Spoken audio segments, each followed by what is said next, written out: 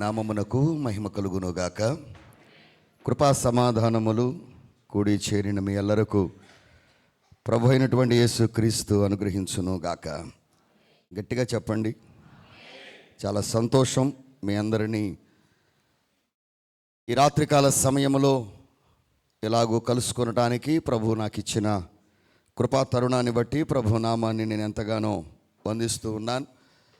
చాలా సంతోషం. ఉదయకాలం దైవ సేవకుల ఎదుట మాట్లాడడానికి దేవుడు కృప చూపించిన వారై ఉన్నారు గనుక నేను పరిచయమైన అనతి కాలంలోనే దేవుని యొక్క కృపను బట్టి ఉదయం సాయంకాలం కూడా మా పరిచర్యలో మీరు ఏకీభవించాలని ప్రేమపూర్వకంగా నన్ను ఆహ్వానించిన మరి దైవాభిషక్తులు మరి చాలా సీనియర్ మోస్ట్ పాస్టర్ గారు మరి గనుక దేవుడిచ్చిన గొప్ప భాగ్యాన్ని బట్టి నిర్మోహమాటంగా మోమాటము లేకుండా దేవుని యొక్క ఉన్నతమైనటువంటి కార్యాన్ని బట్టి మాట్లాడుచు అనేక మందికి హెచ్చరికలు జారీ చేస్తూ ఘనమైనటువంటి ఫెలోషిప్ నాయకులుగా ఉంటూ వారిని నడిపిస్తూ బలమైనటువంటి సంఘాలను మందిరాలను నిర్మాణం చేస్తూ మరి తండ్రి గారి సాక్ష్యాన్ని కాపాడుచు దేవుని నామాన్ని ఘనపరుస్తూ ఉన్నటువంటి మీ అయ్యగారి పేరు నేను చెప్పనా, మీరు చెప్తారా? మాట్లాడలేదు. మంచిది. తుమ్మల సత్యం గారికి నా హృదయపూర్వకమైన వందనాలు నేను వారికి చెల్లిస్తూ ఉన్నాను. చాలా సంతోషం. ప్రభువిచ్చినటువంటి గొప్ప భాగ్యంగా నేను భావిస్తూ ఉన్నాను. ఈ సత్యమయ్య గారికి నన్ను పరిచయం చేసినటువంటి ఒక రత్నం ఉంది. ఆ రత్నమే అక్కడ కూర్చుంది కనుక ఆయన మా తమ్ముడు. దేవుడి కృప, ప్రభువిచ్చిన మహా గొప్ప కృపను బట్టి ఎన్నో నా సేవా పరిచర్యలు నేను ప్రారంభించినప్పుడు చాలా ఆయన కూడా అన్య కుటుంబం నుంచి రక్షించబడి మరి దేవుని పిలుపు మేరకు ఆ రోజును నేను చూసినప్పుడు మా మేనగోడల్ని ఇవ్వడానికి వెళ్ళాను, కానీ సంబంధం అయితే కుదరలేదు, కానీ ఆత్మీయ సంబంధం కుదిరింది. అన్నీ బాగుంటే బహుశా మా మేనగోడలకి భర్త అయ్యేవాడు, తోడలుడు అయ్యేవాడు. ఇప్పుడు తమ్ముడయ్యాడు. కనుక ఆ రోజున మరి చాలా కర్షకుడుగా, శ్రామికుడుగా, వ్యవసాయకుడుగా, తండ్రికి మంచి సహకారిగా, తల్లిచోట బిడ్డగా పెరిగాడు. వాళ్ళ అమ్మ చాలా వెన్నముద్దలు పెట్టి పెంచినట్టుంది. కనుక అయినప్పటికీ ఈ ప్రాంతానికి ఎవరూ తెలియకుండానే వచ్చి దేవుని పిలుపును బట్టి కష్టపడి పనిచేస్తూ ఇలాంటి సత్యమయ్య గారి యొక్క పెద్దల సహకారం, సహాయం, సలహాలు, దైవ సహాయం తీసుకొని ప్రభు అయినటువంటి దేవదేవుని నామాన్ని ఘనపరుస్తూ ఉన్న మీ మధ్యకు నేను రావడానికి సారథిగా, వారధిగా సత్యమయ్య గారికి మధ్యలో నిలబడిన విజయరత్నమయ్య గారికి కూడా నా హృదయపూర్వకమైన వందనాలు వారికి కూడా నేను చెల్లిస్తూ ఉన్నాను. మీరందరూ వింటారా, తింటారా? ఏమ్మా? సరే, మీరు వినండి, నేను తింటాను. కనుక జాగ్రత్తగా కొద్ది వాక్యాన్ని మీ ముందుంచాలని నేను ఆశిస్తూ ఉన్నాను. కనుక చాలా సీనియర్ సంఘం. ఎన్ని సంవత్సరాలు అవుతుందండి మీ సంఘం? అది సీనియర్ సంఘమేనా, సిన్సియర్ సంఘస్థులా? మాట్లాడలేదు. సీనియారిటీ ఉంది.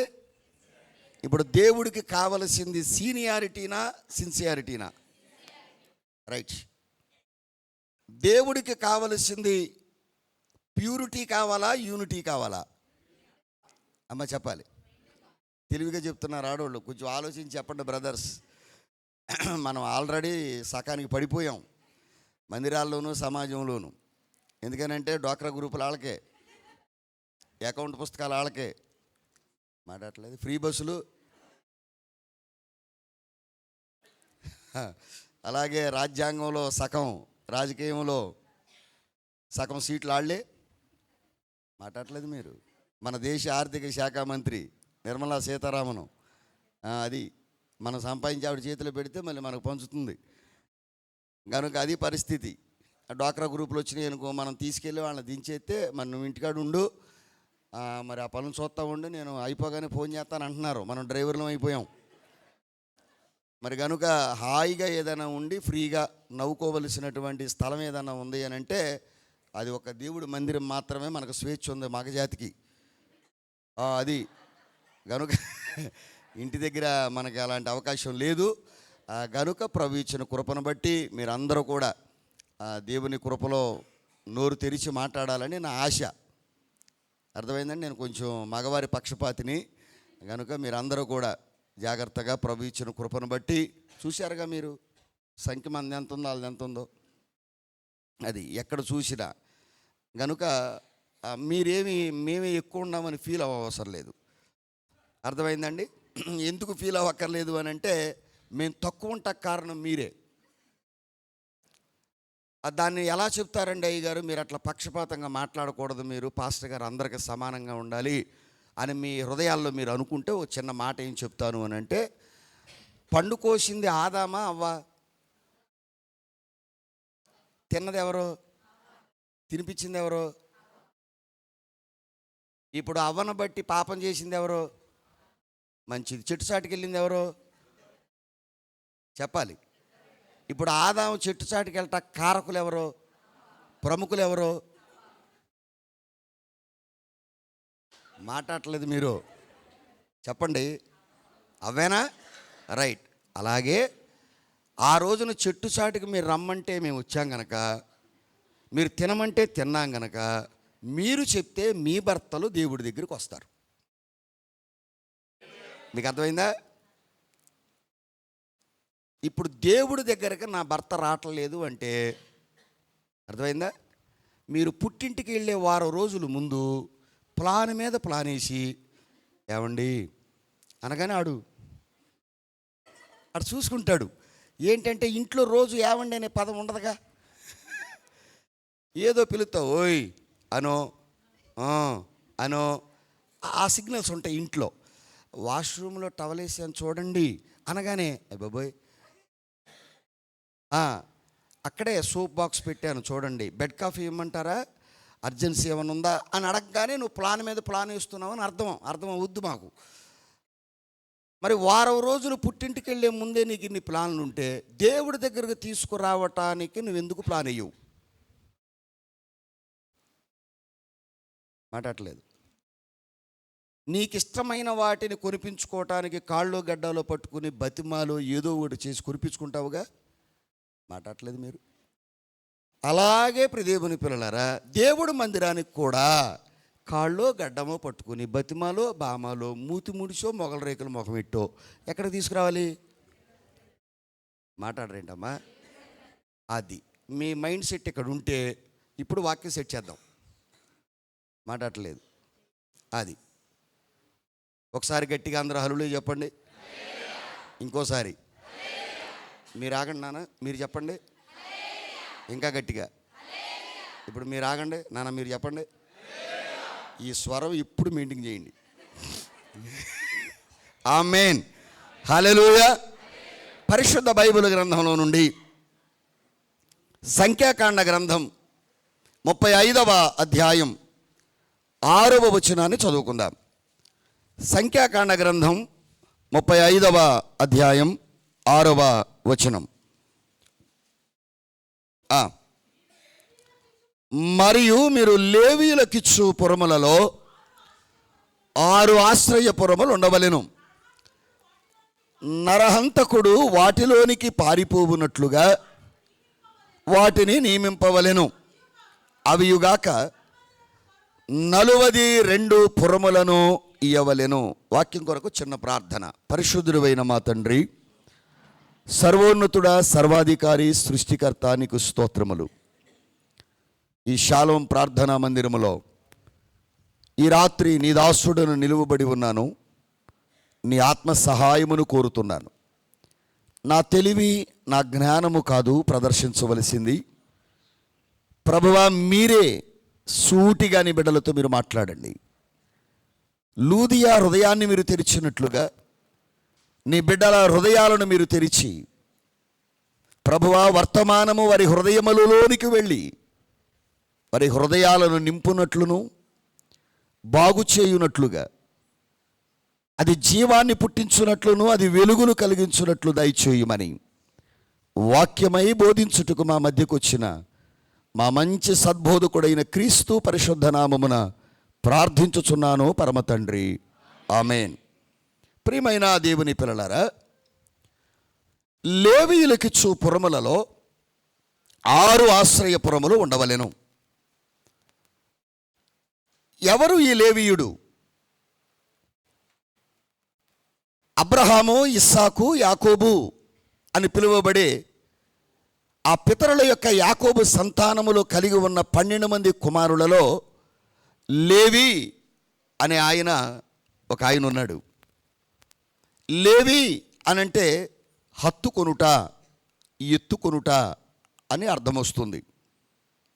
గనుక లేవీలకిచ్చు పురములలో ఎన్ని ఆశ్రయపురములు ఉండాలి చెప్పాలి మీరు? 6 ఆశ్రయపురాలు ఉండాలి. అంటే ఈ 6 అనేటువంటి సంఖ్య చాలా విలువైనదిగా కనబడుతుంది. సుమారుగా బైబిల్ గ్రంథములో 199 సార్లు ఈ 6 అనేటువంటి సంఖ్య వ్రాయబడింది. అందుకే ఇప్పటికీ కూడా చాలామంది దేవుని మందిరానికి వచ్చి ప్రభు యేసుక్రీస్తును ఎంత నమ్మినా, వాక్యాన్ని ఎంత విన్నా, 6వ నెల 6వ రోజున మా అమ్మాయికి మా అబ్బాయికి అన్నప్రాస చేయండి అనేవారు లేరా? మాట్లాడలేదు. ఇప్పుడు 6 అనేటువంటి సంఖ్య మానవ సంఖ్య. గనుక ప్రియ దేవుని పిల్లలారా, లేవీయులకిచ్చు పురములలో 6 ఆశ్రయపురములు ఉండవలెను. అంటే 6వ రోజున దేవుడు ఆదికాండం 1వ అధ్యాయములో మానవుడిని కలుగ చేశాడు. లేవీయుడు అనంటే దేవుని కూలివాడు. లేవీయుడు అంటే దేవుని పని చేసేవాడు. ఏం పని చేస్తాడు ఈ లేవీయుడు అంటే? దేవుని మహిమ గల మందసాన్ని మోస్తాడు. దేవుని పని చేసే ఈ లేవీయునికి దేవుడే కూలి ఇస్తాడు. దేవుడు పని చేసిన వానికి దేవుడెప్పుడూ బాకీ పడడు. దేవునికి స్తోత్రం. అందుకనే దేవునిని మనందరము కూడా ఆయన నామాన్ని హత్తుకోవాలి. ఆయన నామ యొక్క బాధ్యతను మనం ఎత్తుకోవాలి. అయితే ఇక్కడ దేవుని మందస్సమును ఎత్తుకుని నడుస్తున్నటువంటి వీళ్ళు దీనికి పెట్టినటువంటి పేరేమిటి అని అంటే ఆశ్రయపురము. ఏంటిదమ్మా? ఎన్ని ఆశ్రయపురాలు అంటే 24/7 ఈ ఆశ్రయపురం అనుకూలంగా ఉంటుంది. పూర్వకాలమందు ఊరి బయట ధర్మసత్రాలని కట్టేవారు. చాలా పెద్దవారికి తెలుసు. ఇప్పుడున్న నవనాగరికత నాలాంటి వారికి తెలియదు, కానీ పూర్వీకులు పెద్దవారికి తెలుసు. ఊరి బయట ధర్మసత్రాలని కట్టేవారు. అంటే ఆ ధర్మసత్రములలో దారిని వెళ్ళేవారు బాటసారులు సేదదీరి నెమ్మది పొంది వారు తెచ్చుకున్న ఆహారాన్ని అక్కడ తిని విశ్రాంతి పొంది వెళ్ళడానికి ఊరి పెద్దలు నిర్ణయించిన ధర్మసత్రాలు. అలాగే ఈ లోకములో దేవాది దేవుడు మనందరము ఆదరించబడడానికి, ఆశీర్వదించబడడానికి, సేదదీరడానికి, దేవుని నామాన్ని మహిమపరచడానికి మనకిచ్చిన ఆశ్రయపురము. అందుకే దావీదు అంటాడు, దేవా నీవు నా ఆశ్రయ దుర్గమై ఉన్నావు అన్నాడు. నా కొండై ఉన్నావు అన్నాడు. నా శైలము, నా కోట నీవే అని ఆయన మాట్లాడుతూ వచ్చాడు. ఈ ఆశ్రయపురానికి ఎలా రావాలి అనంటే పరుగెత్తుకొని రావాలి. అంటే ఆలస్యము చేయకుండా రావాలి. జాగ్రత్తగా మీరు వినండి, నేను చెప్తాను. 6వ వచనములో లేవీయులకిచ్చు పురములలో 6 ఆశ్రయపురములు ఉండవలెను. నరహంతకుడు వాటిలోనికి పారిపోవునట్లుగా వాటిని నియమించాలి. అంటే ఆశ్రయపురము యొక్క నియమం ఎలా ఉండాలి అనంటే, ఎవరు ఈ నరహంతకుడు చెప్పండి? నరులను పాడు చేసేవాడు. ఈ నరులను పాడు చేసే నరహంతకుడు మనల్ని పట్టుకోవడానికి వచ్చినప్పుడు కత్తి పట్టుకొని ఒకడు ఎదురుగా వస్తే నెమ్మదిగా నడుస్తామా, పారిపోతామా? చెప్పండి. ఇంటిలోనికి పాము వచ్చింది అనుకోండి, అయ్యా పాము వచ్చింది అని చెప్తారా? మాట్లాడలేదు. తల్లులు మీరు చెప్పండి, పొయ్యి మీద పాలు పొంగుతుంటే పాలు పొంగుతున్నాయి చూడు అంటారా? పాలు పాలు పాలు, పాము పాము పాము అనరా? అలాగే ఇప్పుడు నేను కూడా మీకు చెప్పే మాట ఏంటంటే, ఆశ్రయపురములోనికి వచ్చేవారు ఎలాంటి వారు వస్తారు అనంటే, దేవుని పిల్లలారా, ఎవరైనైతే ఈ నరహంతకుడై ఉన్నటువంటి అపవాది పరుగెత్తి పట్టుకుంటున్నాడో, వాడి బారిన పడకుండా, వాడికి దొరకకుండా ఉండేటందుకు మనము దేవుడిని ఆశ్రయించడానికి పరుగెత్తుకుని రావాలి. దేవునికే మహిమ కలుగునుగాక. పరుగెత్తపోతే ఏం జరుగుతుంది అనంటే, పాపానికి దొరుకుతాము. పరిగెత్తపోతే ఏం జరుగుద్ది? ఎందుకనంటే పాపము మనలను పరుగెత్తి పట్టుకునే ప్రయత్నం చేస్తుంది కనుక, దానికి దొరకకుండా ఉండాలి అనంటే మనం పరుగెత్తుకొని పరిశుద్ధుడై ఉన్న దేవుని ఆశ్రయపురములోనికి మనందరం రావాలి. ఇప్పుడు దేవుడే మన ఆశ్రయపురమై ఉన్నాడు.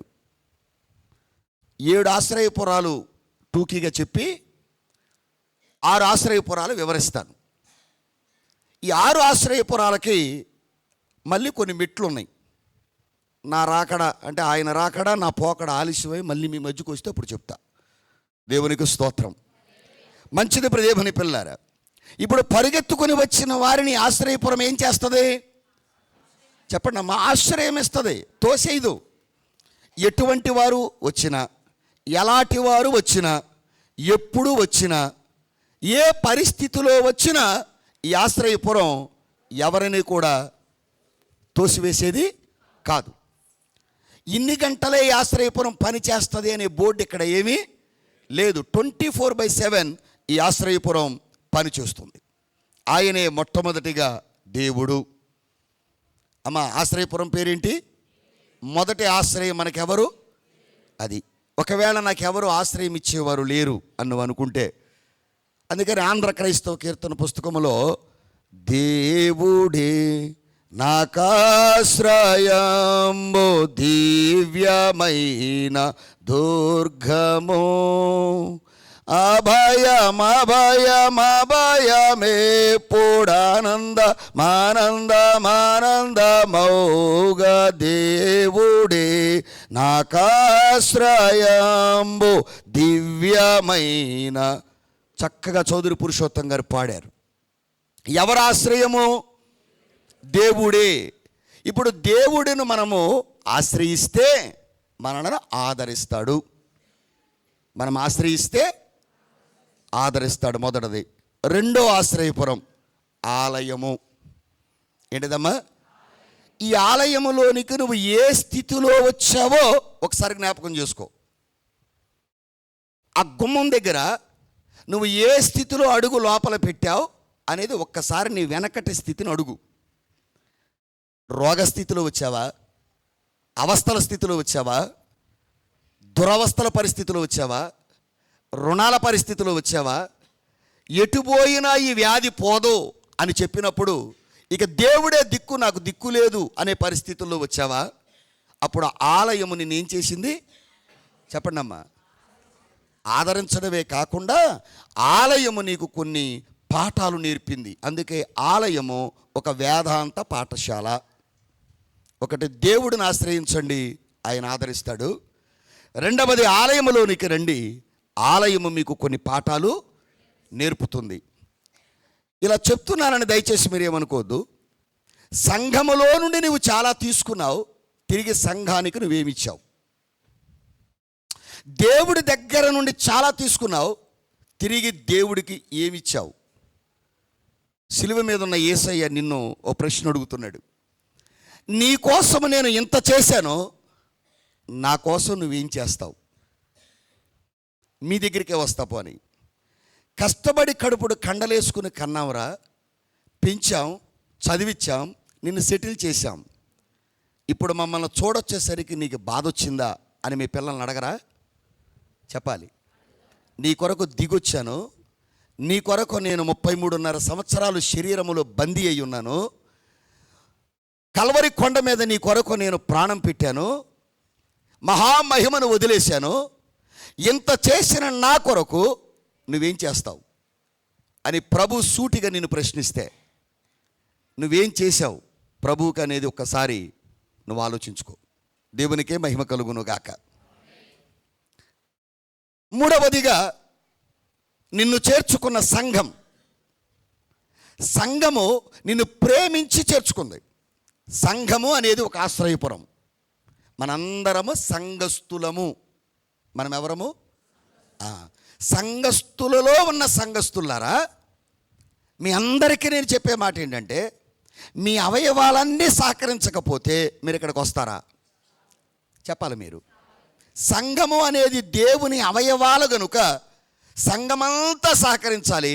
సంఘము ఒకరిని ఒకరు ప్రేమిస్తూ దేవునితో ప్రేమగా గడపాలి. దేవునికే మహిమ కలుగును గాక. సంఘము నిన్ను పాపిలా చూడలా, శాపగ్రస్తుడిగా చూడలా, అప్పులు పాలైన వాడిగా చూడలా, పనికిరాని వాడిగా నిన్ను చూడలా. ఆ సంఘములో ఉన్నవారు కొంతమంది నీ కొరకు కన్నీరు కార్చారు, ఉపవసించారు, ప్రార్థన చేశారు. 10 సార్లు సేవకుడు నీ ఇంటికి వచ్చాడు. ఏమీ లేని పరిస్థితుల్లో సంఘము నీ మీద ఏం చూపించింది? చెప్పాలి మీరు. ఒక ఆయన, నేను సమాధి కార్యక్రమానికి వెళ్ళాను. మా సంఘంలో ఆవిడ చనిపోతే, ప్రియదేవుని పిల్లలు, ఆవిడకి పిల్లలు లేరు. ఎవరో బావగారు అబ్బాయిని నా కొడుకు అనుకుని ప్రియదేవుని పిల్లర పెంచింది. అతను ఆర్టీసీ డ్రైవర్ అయ్యాడు. ప్రియదేవుని పిల్లర వెళ్ళాం. అతను ప్రభుని నమ్మలేదు, ఆవిడ ప్రభుని నమ్మింది. అయ్యా, నేను చనిపోతే ఒకవేళ నీ పద్ధతి ప్రకారం చేస్తావేమో. కుదరదు నాన్న, మా పాస్టర్ గారు పలానా గుడివేళ్ళ ఉన్నాడు, ఆయన్ని పిలిపించు, ఇదిగో ఆయన ఫోన్ నెంబరు అని చెప్పింది. సంఘం అంతటిని తీసుకుని వెళ్ళాను నేను. ఆయన ఇచ్చిన సాక్ష్యం ఏంటో తెలుసా? క్రైస్తవుడికి ఎవడున్నా లేకపోయినా సంఘం ఉంటే చాలు సార్, వాళ్ళు వచ్చి అన్ని కార్యక్రమాలు చేసేస్తారన్నాడు ఒక అన్యుడు. ఆ సమాధి కార్యక్రమం ద్వారా ప్రతి సంవత్సరం 2 సార్లు ఆయన మందిరానికి వస్తాం ప్రారంభించాడు. చూసావా? సంఘం నిన్ను ప్రేమించింది. సంఘాన్ని ఎప్పుడు కూడా చులకనగా చూడొద్దు. సంఘాన్ని ఎప్పుడు కూడా తక్కువ చేసి మాట్లాడొద్దు. మీ అందరినీ ప్రేమించి ఒక చిన్న మాట అడుగుతాను, చెప్పండి. న్యాచురల్గానే మాట్లాడుకుందాం. ఒక్కసారి మిమ్మల్ని అడుగుతాను, ఏంటి అని అంటే, మీ ఇంట్లో ఒక 4 పిల్లలు కానీ 3 బిడ్డలు కానీ ఉన్నారనుకోండి, అందరూ ఒక రకంగా లేరుగా? అందరి బుద్ధి, అందరి గుణం, అందరి రుచులు ఒక రకంగా లేవుగా? అయినా తల్లిగా తండ్రిగా దాచుకున్నావా లేదా? మాట్లాడరే. మరి సంఘంలో ఉన్నవారు అందరూ ఒక రకంగా ఉండరు కదా, దాచుకోవాలిగా? మాట్లాడలేదు. సంఘము దేవుని ఇల్లు. సంఘం ఎవరి ఇల్లు? కొంతమంది సంఘాన్ని గురించి తక్కువగా మాట్లాడుతారు. సంఘము క్రీస్తు శరీరం. క్రీస్తు శరీరము గురించి నువ్వు తక్కువగా మాట్లాడితే, వాక్యము ఎరగని వారి దగ్గర మాట్లాడతారు, వాక్యము తెలియని వారి దగ్గర మాట్లాడతారు. కొంతమంది దేవుని పిల్లరా, అసలు దేవుడంటే ఇష్టం లేని వారి బంధువుల దగ్గర, మా అయ్యగారు అలా చెప్తాడు, ఇలా చెప్తాడు అని దేవుని పిల్లలారా, కొంతమంది అసలు వాక్య అనుభవం లేని వారికి ఈ సంఘ విషయాలు చెప్తారు. అదే నీ కొడుకు గురించి మాట్లాడితే ఊరుకుంటావా? చెప్పాలి. నీ ప్రార్థనలకు నెరవేర్పు రాకపోవటానికి నీ నోరే, నీ నోటి మాటే కారణమేమో ఆలోచించుకో. దేవుడికి మహిమ కలుగును గాక. గంటల తరబడి ప్రార్థన చేస్తే అవదు పని. అర్థమైందా? మాట్లాడేవాడు వెండి లాంటివాడు, మౌనంగా ఉండేవాడు బంగారం లాంటివాడు అన్నాడు ఒక భక్తుడు. నువ్వెంత మౌనంగా ఉంటే అంత వృద్ధిలోకి వస్తావు. ఆమేన్. అది 3వ ఆశ్రయపురం పేరేంటి చెప్పాను? సంఘం నేను ప్రేమించి చేర్చుకుంది. 4వది సిలువ. దేవుని పిల్లరా, సిలువను ఆశ్రయించిన వారికి ఏం వస్తుంది అని అంటే, ఆత్మీయమైన క్రమశిక్షణ వస్తుంది. సిలువ అంటే అర్థం ఏంటి చెప్పండి అమ్మా. సిలువ అంటే అర్థం, దేవుని పిల్లరా, శ్రమ. సిలువ అనే పేరుకి అర్థం ఏంటి? శ్రమ. శ్రమ నిన్నేం చేస్తుంది? నాన్న 120 మీద తోలొద్దు నాన్న, బైక్ అంటే వినడాడు. ఒక్కసారి పడి లెగిస్తే యాక్సిలేటర్ పెంచమన్నా పెంచడు. అంటే శ్రమ వాడికి ఏమి నేర్పింది? క్రమశిక్షణ. అలాగే శ్రమలో మనందరికీ చాలా గుణపాఠాలు నేర్పింది. స్నేహితుడు గుణం ఏంటో, బంధువుల ఆలోచన విధానాలు ఏంటో, మనం 0 అయిపోతే మన సమీపమున ఉన్నవారే మనకెంతో దూరం అయ్యారో మనందరికీ తెలియచేసింది ఏది? సిలువ. అందుకే సిలువ అనబడే శ్రమను కోరుకోండి. శ్రమ లేని సింహాసనము కోరుకోవద్దు. శ్రమ లేకుండా వచ్చే సింహాసనం శాశ్వతం కాదు. అందుకనే స్కూల్ గోడల మీద కూడా రాస్తారు, శ్రమయేవ జయతే. శ్రమ పడిన వాడు నీకు శ్రమ పడినట్టు కనబడొచ్చు, కానీ అంతిమ విజయం మాత్రం శ్రమపరుడుదే. అందుకే యేసు వంటి శ్రమ పడిన వాడు ఎవడైనా ఉన్నాడా? అందుకని నువ్వు ఎప్పుడు కూడా శ్రమ పడుతున్నప్పుడు నువ్వు యేసు వైపు చూడు. యేసయ్యా, నీకంటే అవమానం నాకు ఎక్కువ జరిగిందా అని ఆయనతో పోల్చుకో. పాట అసలు సరిగ్గా పాడని వాడి కంటే నేను చాలా బెటర్ అని అనుకుంటున్నావు, కానీ నేనేమంటాను అని అంటే, పాటలు బాగా పాడే ఎస్పి బాలసుబ్రహ్మణ్యంతో పోల్చుకుంటే ఆ రేంజ్కి ఎదుగుతాం. మాట్లాడలేదు మీరు. శైలజతో పోల్చుకుంటే ఆ రేంజ్కి ఎదుగుతాం. అసలు పాటలే రానోడితో నత్తివాడితో నీకంటే నేను చాలా బెటర్ తెలుసా అని అంటే, అలాగే 10 నిమిషాలు ప్రార్థన చేసేవాడితో పోల్చుకోవద్దు, గంట ప్రార్థన చేసేవాడితో పోల్చుకోవాలి. ఈ రేంజ్కి నేను ఇప్పుడు ఎదుగుతాను. సమయం ఇక్కడ అయిపోద్దేమో. ఆశ్రయపురం, 1 దేవుడు, 2 ఆలయం, 3 సంఘం, 4 సిలువ. నీకేమి నేర్పింది సిలువ? చెప్పండి అమ్మా. ఆత్మీయ క్రమశిక్షణ నేర్పుద్ది. శ్రమ ఉన్నప్పుడు క్రమంగా మందిరానికి వచ్చావా? శ్రమ లేనప్పుడు వస్తున్నావా? ఇప్పుడు ఉండాలా పోవాలా? మీరు కాదు, శ్రమ ఉండాలా పోవాలంటాడు రమ్మని. ఎవరైనా ఎవరో కాదు, నా పేరు ఉజ్జీవం. నిర్జీవంగా మాట్లాడితే బాగుంటుందా? బాగోదు. పేరుకు తగ్గట్టు మాట్లాడొద్దు. ఇప్పుడు శ్రమలో బైబిల్ ఎక్కువ చదివావా? శ్రమలో ఉన్నప్పుడు ఉపవాసం చేసావా? శ్రమలో ఉన్నప్పుడు ఇంట్లో కన్నీరు గార్చావా? శ్రమ తీరాక చేసావా? అసలు శ్రమ తీరిన తర్వాత ఎందుకు ప్రార్థన చేయాలండి, ఎందుకు ఏడవాలండి అంటారు కొంతమంది. ఎందుకు ఏడవాలో చెప్పనా? వచ్చిన ప్రతిఫలాలు మరలా మనకు దూరం అయిపోకుండా ఉండాలి అని అంటే ఇంకా ఏడ్చి ప్రార్థన చేయాలి. గుర్తుపెట్టుకో. చెట్టుకు అసలు కాయలు లేవు, దాని మీద ఎవడు రాళ్ళు ఈడు, అన్నీ కాయలే. మాట్లాడలేదు, రాళ్ళ దెబ్బలు కూడా దానికే. అయితే ఒక మాట చెప్పనా, ఎన్ని రాళ్ళు వేసినా దానికి ఉన్న బుద్ధి ఏంటో చెప్పనా, కాయలే ఇస్తుంది. ఆమేన్. రాళ్ళు ఇవ్వదు. నాతో పాస్టర్ గారు అన్నాడు, అయ్యగారు మీ మీద ఎంతమంది ఎన్ని రకాలుగా నిందలేస్తున్నారు, అవమానాలు వేస్తున్నారు, రాళ్ళు వేస్తున్నారు పాస్టర్ గారు అని. రాళ్ళన్నీ రాళ్ళు బట్టే ఇన్ని మందిరాలు కట్టాను, ఇన్ని ఇల్లు కట్టాను రా అని చెప్పా. అన్నాడు, ఆ రాళ్ళన్నీ క్యాచ్ పట్టుకుంటున్నాను, దాచుకుంటున్నాను, గోడ కట్టుకుంటున్నానని చెప్పా. నా చేతికి సెల్ ఫోన్ వచ్చి కొన్ని సంవత్సరాలు అయింది. ఇప్పుడు వరకు నేను ఒక్కడిగా కామెంట్ పెట్టి ఎరగను. కొంతమంది కట్ చేసి అట్ట మాట్లాడాడు, ఇట్ట మాట్లాడా. పెట్టుకో, నా మీద నువ్వు ఫోకస్ పెట్టావు, సేవ మీద మానేసావు. నీ సేవ అక్కడే ఉంది, నా సేవ అక్కడ ఉంది. ఆమేన్. అది ఇప్పుడు కొంతమంది కామెంట్లు, లైకులు, షేర్లు. కామెంట్లు పెట్టారని ఎడుతారు. అమ్మ ఇంజనీరింగ్లో సీట్ వస్తుందా తల్లి? ట్రిపుల్ ఐటీలో ఏమన్నా జాబ్ వస్తుందా? మాట్లాడరే. 1000 షేర్లును 1000 కామెంట్లు వచ్చినాయి నాన్న. దాని గురించి నువ్వు చదువుకుని ఎవడేమన్నాడు, మళ్ళీ ఆడికి మళ్ళీ సెటైరికల్గా మనం ఏం పెట్టాలి? ఇదంతా టైం వేస్ట్ కదా. మాట్లాడలేదు. దేవుడిచ్చిన శ్రేష్టమైనటువంటి భాగ్యాన్ని బట్టి నేను మీ అందరికీ కూడా చెప్తున్నా. అందుకనే శ్రమ మనకేమి నేర్పింది?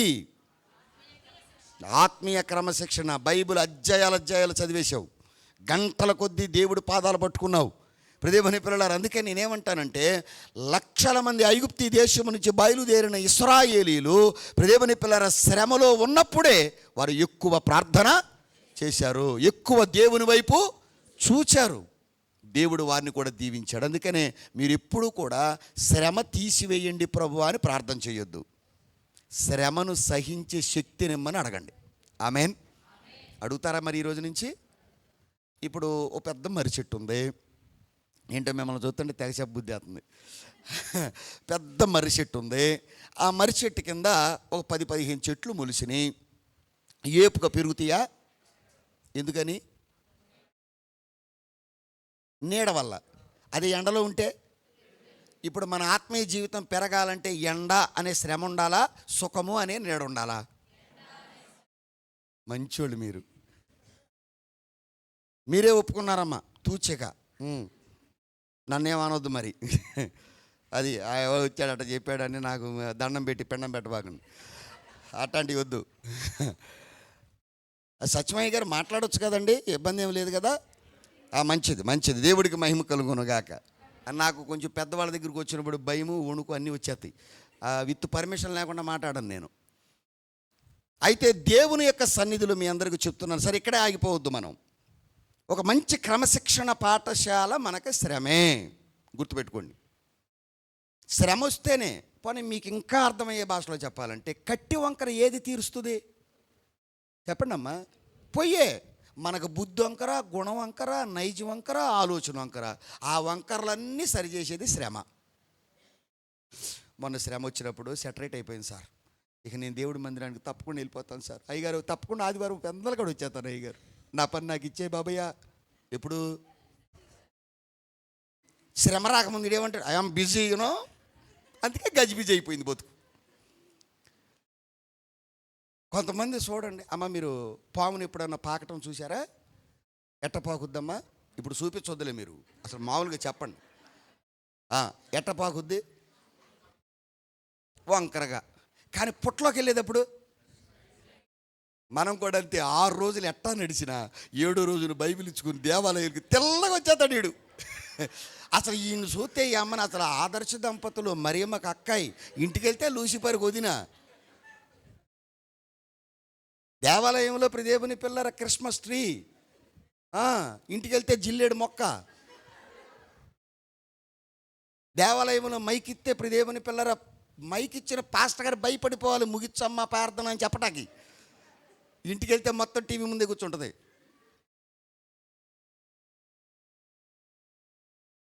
మరి దీన్ని బట్టి నేను ఏమనాలి? మైక్ మంచిదండి, అన్నీ బయటకు వచ్చేస్తున్నాయి. కానీ నేను అలా అనుకుంటలేదు మిమ్మల్ని. మీరు అందరం చూస్తుంటే మంచి కళ కనపడుతుంది మీ అందరిలోనూ. ఏ కళ అని అడగండి. ఇప్పుడు ఐదోది సిలువపై యేసయ్య పడిన పంచగాయములు. పంచగాయాలు. ఎన్ని గాయాలమ్మా? అది చాలా గాయాలు ఉన్నాయి యేసయ్యకి.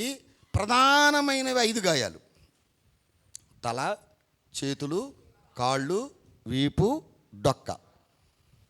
ఈ పంచేంద్రియములు పరిశుద్ధాత్మ అగ్ని చేత దహించబడకపోతే మనము దేవుని యొద్దకు చేరటం చాలా కష్టం. ఎందుకని?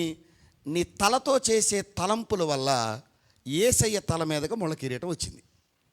నీ చేతులతో నువ్వు చేసిన చేతల వల్ల యేసయ్య చేతులకు గాయాలు వచ్చినాయి. చేతలు సరిచేసుకో, తలంపులు సరిచేసుకో, నీ నడక సరిచేసుకో, నీ ప్రక్క సరిచేసుకో. అర్థమైందా? నీ వెనకటి చరిత్రను నువ్వు ఎలాగో మార్చలేవు. నీ ముందున్న భవిష్యత్తును జరిగా కాపాడుకో. దేవునికి స్తోత్రం. ఓకేనా? ఇక్కడికి 6వ ఆశ్రయపురానికి వెళ్ళిపోదాం. అంటే మీకు ఒక్క మాట మీకు ఇంకా అర్థం అవటానికి ఇక్కడ చెప్పాలంటే, నేను ఈ పంచగాయములలో నుండి ఏమొస్తుంది? యేసయ్య రక్తం వస్తుంది. ఈ పంచగాయములను నువ్వు ఆశ్రయిస్తే ఆ రక్తము నిన్నేం చేస్తుందంటే శుద్ధి చేస్తుంది. ఏం చేస్తుంది? శుద్ధి అయిన వాడికి వృద్ధి వస్తుంది. శుద్ధి అయిన వాడికి ఏమొస్తుంది? ఆత్మీయంగా వృద్ధి వస్తుంది. మీరు ఎప్పుడు నాకు ఇది ఇవ్వు అది ఇవ్వు అని అడగక్కర్లా. నీలో నేను ఎలా ఉన్నాను ప్రభువా అని నువ్వు సరి చేసుకుంటున్నాడు. ఇహలోకమందు ఉన్నవన్నీ నీ వెంటపడి వస్తాయి. పేరు వస్తుంది, కీర్తి వస్తుంది, ధనం వస్తుంది, సంపద వస్తుంది, ఘనత వస్తుంది, ప్రభావం వస్తుంది. నువ్వు ఎన్ని అడగవసరలా. అందుకే మత్తయి సువార్త 6లో అంటారు కదా, ప్రభు అయిన యేసు క్రీస్తు, ఈ లోకమును ఈ లోక రాజ్యమును మొదట వెతుకుడి. రాజ్యమును నీతిని మొదట వెతుకుడి. ప్రియదేవుని పిల్లలారా, ఏమి తిందుమో, ఏమి త్రాగుదమో, ఏమి ధరించుదమో అని మీరు చింతించవద్దు. ఎందుకో చెప్పమంటారా? ఈ 3 భూ సంబంధమైనవి. కాన, సోన, పేన. ఈ మూడు ఆలోచిస్తే 5 పోతాయి. ఈ 3 ఆలోచిస్తే 5 పోతాయి. ఏంటి 5? తిండి పోద్ది, చెప్పండి. నివాసం పోద్ది, మాట్లాడలేదు మీరేమీ. ఏమి తిందుమో, ఏమి త్రాగుదమో, వస్త్రం పోద్ది. రాజ్యము నీతి కూడా పోయిద్ది, 5. కానీ రెండింటిని గురించి కనుక నువ్వు ఆలోచిస్తే 5 వస్తాయి. మొదట రాజ్యాన్ని వెతుకు, చెప్పండి. నీతిని వెతుకు. ఏం వెతకాలి? రైట్. యోసేపు నువ్వు నీతిమంతుడు అనలా, మాట్లాడలేదు. అది నీతి ఏం చేస్తావు చెప్పనా? మౌనంగా ఉంటుంది. తాను నష్టపోతున్నా కానీ ఎదుటి వారిని కష్టపెట్టకూడదు అనుకునేదే నీతి. అందుకనే పిలాతు భార్య, ఆ నీతిమంతుడు జోలికి నువ్వు పోవద్దు అంది. నీ జోలికి వస్తే ఊరుకోడు దేవుడు, నువ్వు నీతిగా ఉండు చాలు. నేను నిప్పులాగా ఉంటాను, అవసరం లేదు, నీతిగా ఉండు చాలు. నిప్పులాగా ఉండి నేను ఎంతమందిని తగలెడతా? నేను ఉప్పు, నేను నిప్పు, తుప్పు వదిలిపోద్ది, అవసరం లేదు. నీతిగా ఉంటే సరిపోద్ది నాన్న. అది ఏంటో మా మా పురుష జాతి నవ్వట్లేదు అసలు. వీళ్ళేమో నవ్వు ఆపుతుల్లా. అంటే మీది కూడా వాళ్ళే నవ్వేస్తున్నారంటవా? సర్లేనండి, ఏమో. 7వది, 6వదా? సరే, మంచిది. 6వది.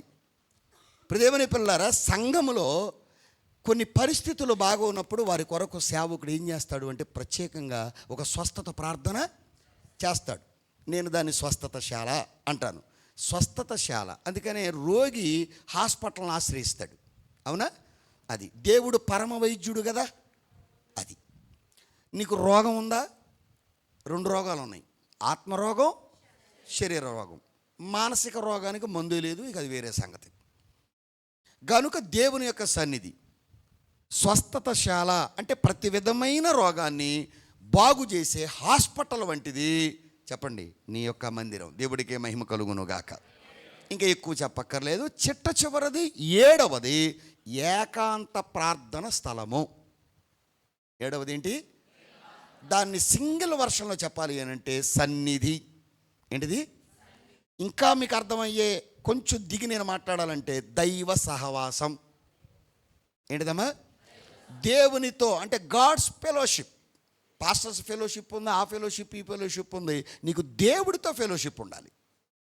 ఉంటే నువ్వు ఎలాగైపోతావు అని అంటే, ఇంత భక్తి చేసేది ఆ ముక్తి కోసమేగా. మాట్లాడలేదు. అయితే మరి ఎవరితో సహవాసం చేయాలి చెప్పండి? రైట్, ఏకాంత. ఎందుకు చెప్పానంటే, ఇప్పుడు పెళ్లి కుమారుడు ఇచ్చినటువంటి ఆభరణాలన్నీ పెళ్లి కుమార్తె ఏం చేస్తుంది? విడిది గదిలో అలంకరించుకుంటుంది. అంతేనా? అరుగు మీద కూర్చొని బయట కౌరులు చెబుతూ అలంకరించుకుంటుందా? మాట్లాడలేదు. మరి అది ఏ మోడర్న్ పెళ్లి కూతురంట, నీలాంటి అమ్మే మొగుడు చల్లగా ఉండాలంటే మంగళసూత్రం ఫ్రిడ్జ్లో పెట్టిందంట. ఇంకా నయ్యం ఇప్పుడు ఆడిని ఇట్టేస్తున్నారు అనుకో, అది వేరే సంగతి. మొన్న అది ఎవరో డబ్బాలు ఇట్టేసింది, కృష్ణానదిలో తోసేసింది, సెల్ఫీ అని అడిపోతే కులిపి అయిపోయింది. వాళ్ళు ఎవరో బోటులు రాకపోతే ఆడు ఏమైపోయాడు పాపం. ఇంకా ఆ రోజు నుంచి నేను ఎవరన్నా సెల్ఫీ అని అడిగితే వెనక ముందు చూసుకుని ఇత్తనా. మరి తోసేస్తే ఏమైపోతామండి. కనుక మీరందరూ కూడా 7వది ఏంటి అని అంటే చెప్పండి అమ్మ, విడిది గది, ఏకాంత ప్రార్థన స్థలం.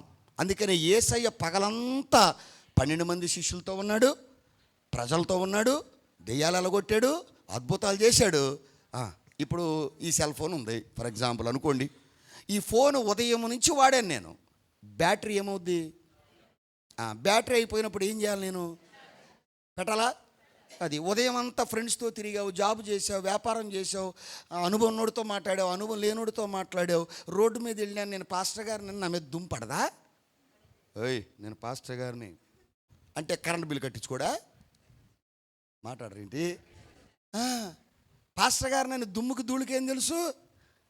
మాట్లాడలేదు. అట్లాగే నువ్వు ఎంత విశ్వాసివైనా లోకములో ఉన్న కొంత దుమ్ము లాంటి మాటలు, ధూళి లాంటి మాటలు ఎగురొచ్చి నీ మనసును పాడు చేస్తాయి. అప్పుడు కొంత విశ్వాసం బ్యాటరీ డిశ్చార్జ్ అయిపోద్ది. మళ్ళా దేవుడి మందిరానికి వచ్చి ఏకాంత ప్రార్థనలోకి వెళ్ళి కుటుంబంతో కూర్చుని కుమ్ములాడుకోకుండా మాట్లాడతలేదు. పొద్దున్నుంచి చాలా అలసిపోయాను, రిలాక్సేషన్, కొంచెం ఏమన్నా పెట్టండి నాన్న టీవీలో టైం. అది ఎంత ఐక్యత ఉంటుంది సార్. కుటుంబ ప్రార్థన లేని కుటుంబం ఎప్పటికీ ఎదగదు. మీ కుటుంబాల్లో కుటుంబ ప్రార్థన ఉందా? ఎందుకు లేదు సార్? అది కొంతమంది కుటుంబ ప్రార్థన ఎట్ట చేస్తారు చెప్పరా? మీరు నవ్వద్దు. మరి నవ్వే మాట చెప్పి నవ్వద్దంటావేంటి? నవ్వే మాటే చెప్పకుండా నవ్వుతున్నారు మీరు. ఏంటో నాకులాగా అల్ప సంతోషలాగా ఉన్నారు వీళ్ళు. ములక్కడ బలం అని చెప్పి ములగ చెట్టు ఎక్కారు, ములగ చెట్టు అల్పమైంది. అయితే ఇప్పుడు నేను చెప్పే పాయింట్ ఏంటంటే, కొంతమంది మోకరిచ్చి ప్రభువా నాయన స్తోత్రము తండ్రి, నాయన నువ్వే కాపాడాలి నాయన కుటుంబం అంతటిని కూడా తండ్రి అని ఏకంగా దేవుడికి అర్జీ పెట్టేసేసి, మాయ్ ఆ పాలు చూడు పొంగు మీద పొంగొత్త ప్రభువా తండ్రి నాయన దేవత, ఈలోపు బండి వస్తుంది, బాయ్ మీ నాన్న వచ్చినట్టున్నాడు చూడు, అక్కడ దాకా వచ్చినాడు రాడా. గంట చేశాను ప్రార్థన, దేవుడు నాకేమి ఇవ్వలేదు అంటది. ఈ గంట గందరగోళం ఎంత? పోనీ ఆ పాలంతా కాశాకే మోకరచిపోయా, మీ ఆయన వచ్చిన తర్వాత ఫ్రెష్ అప్ అయిపోయిన తర్వాత పడుకోబెట్టాక మొదలెట్టపోయా. మాట్లాడరు ఏంటండి? అంటే నీ ఉద్దేశం ఏంటంటే అది అయిపోవాలి, ఏది అవదు. అందుకని యోబు గ్రంథం 2లో సాతానుగాడు దేవుడింటికి వచ్చాడంట, పరలోకం వెళ్ళాడు. ఎవరితో పాటు? మీరు అనుకుంటున్నారు సంఘానికి విశ్వాసులే వస్తారని, పిశాచులు కూడా వస్తాయి. మాట్లాడతలేదు మీరు. ఇప్పుడు పరలోకానికి ఎవరు వెళ్ళారు? యోబు గ్రంథం 2వ అధ్యాయంలో చూసుకోండి ఇంటికి వెళ్ళాక. కానీ మన ఇంటికి వచ్చినోడు ఎంత శత్రువు అయినా పలకరించాలా వద్దా? అందుకే దేవుడు కూడా ఏం ఇట్లా వచ్చావేంటి అన్నాడు. ఏం చేస్తున్నావు ఈ మధ్యన? ఏం చేయట్లా, అటు ఇటు తిరుగుతున్నా అంది. అది అటు ఇటు తిరిగేవాడు ఎటు కాకుండా పోతాడు. మీకు అర్థమైందా? క్రైస్తవుడు అటు ఇటు తిరగకూడదు, ఎటో ఒకటి వైపే. మాట్లాడతలేదు మీరు. దేవుడితో సావాసం చేయండి. ఎన్ని ఆశ్రయపురాలు చెప్పాను ఇప్పుడు. గనుక దేవుని పిల్లలు విడిది గదులు అలంకరించుకోండి. నెమ్మదిగా ఉండాలా, నడిచి రావాలా? చెప్పండి అమ్మా. నెమ్మదిగా కాదు, నడిచి కాదు, పరుగెత్తుకుంటూ రండి. నువ్వు పరిచర్య పరిగెత్తి చేస్తే నీ పరిచర్య కూడా పరిగెడుతుంది. ఆరాధనకు నువ్వు అందరికంటే ముందు రావాలి. ఓ భక్తుడు ఏమన్నాడు తెలుసా? ఒకరుంటే ఏకాంతం, ఇద్దరుంటే లోకాంతం అన్నాడు. మాట్లాడతలేదు.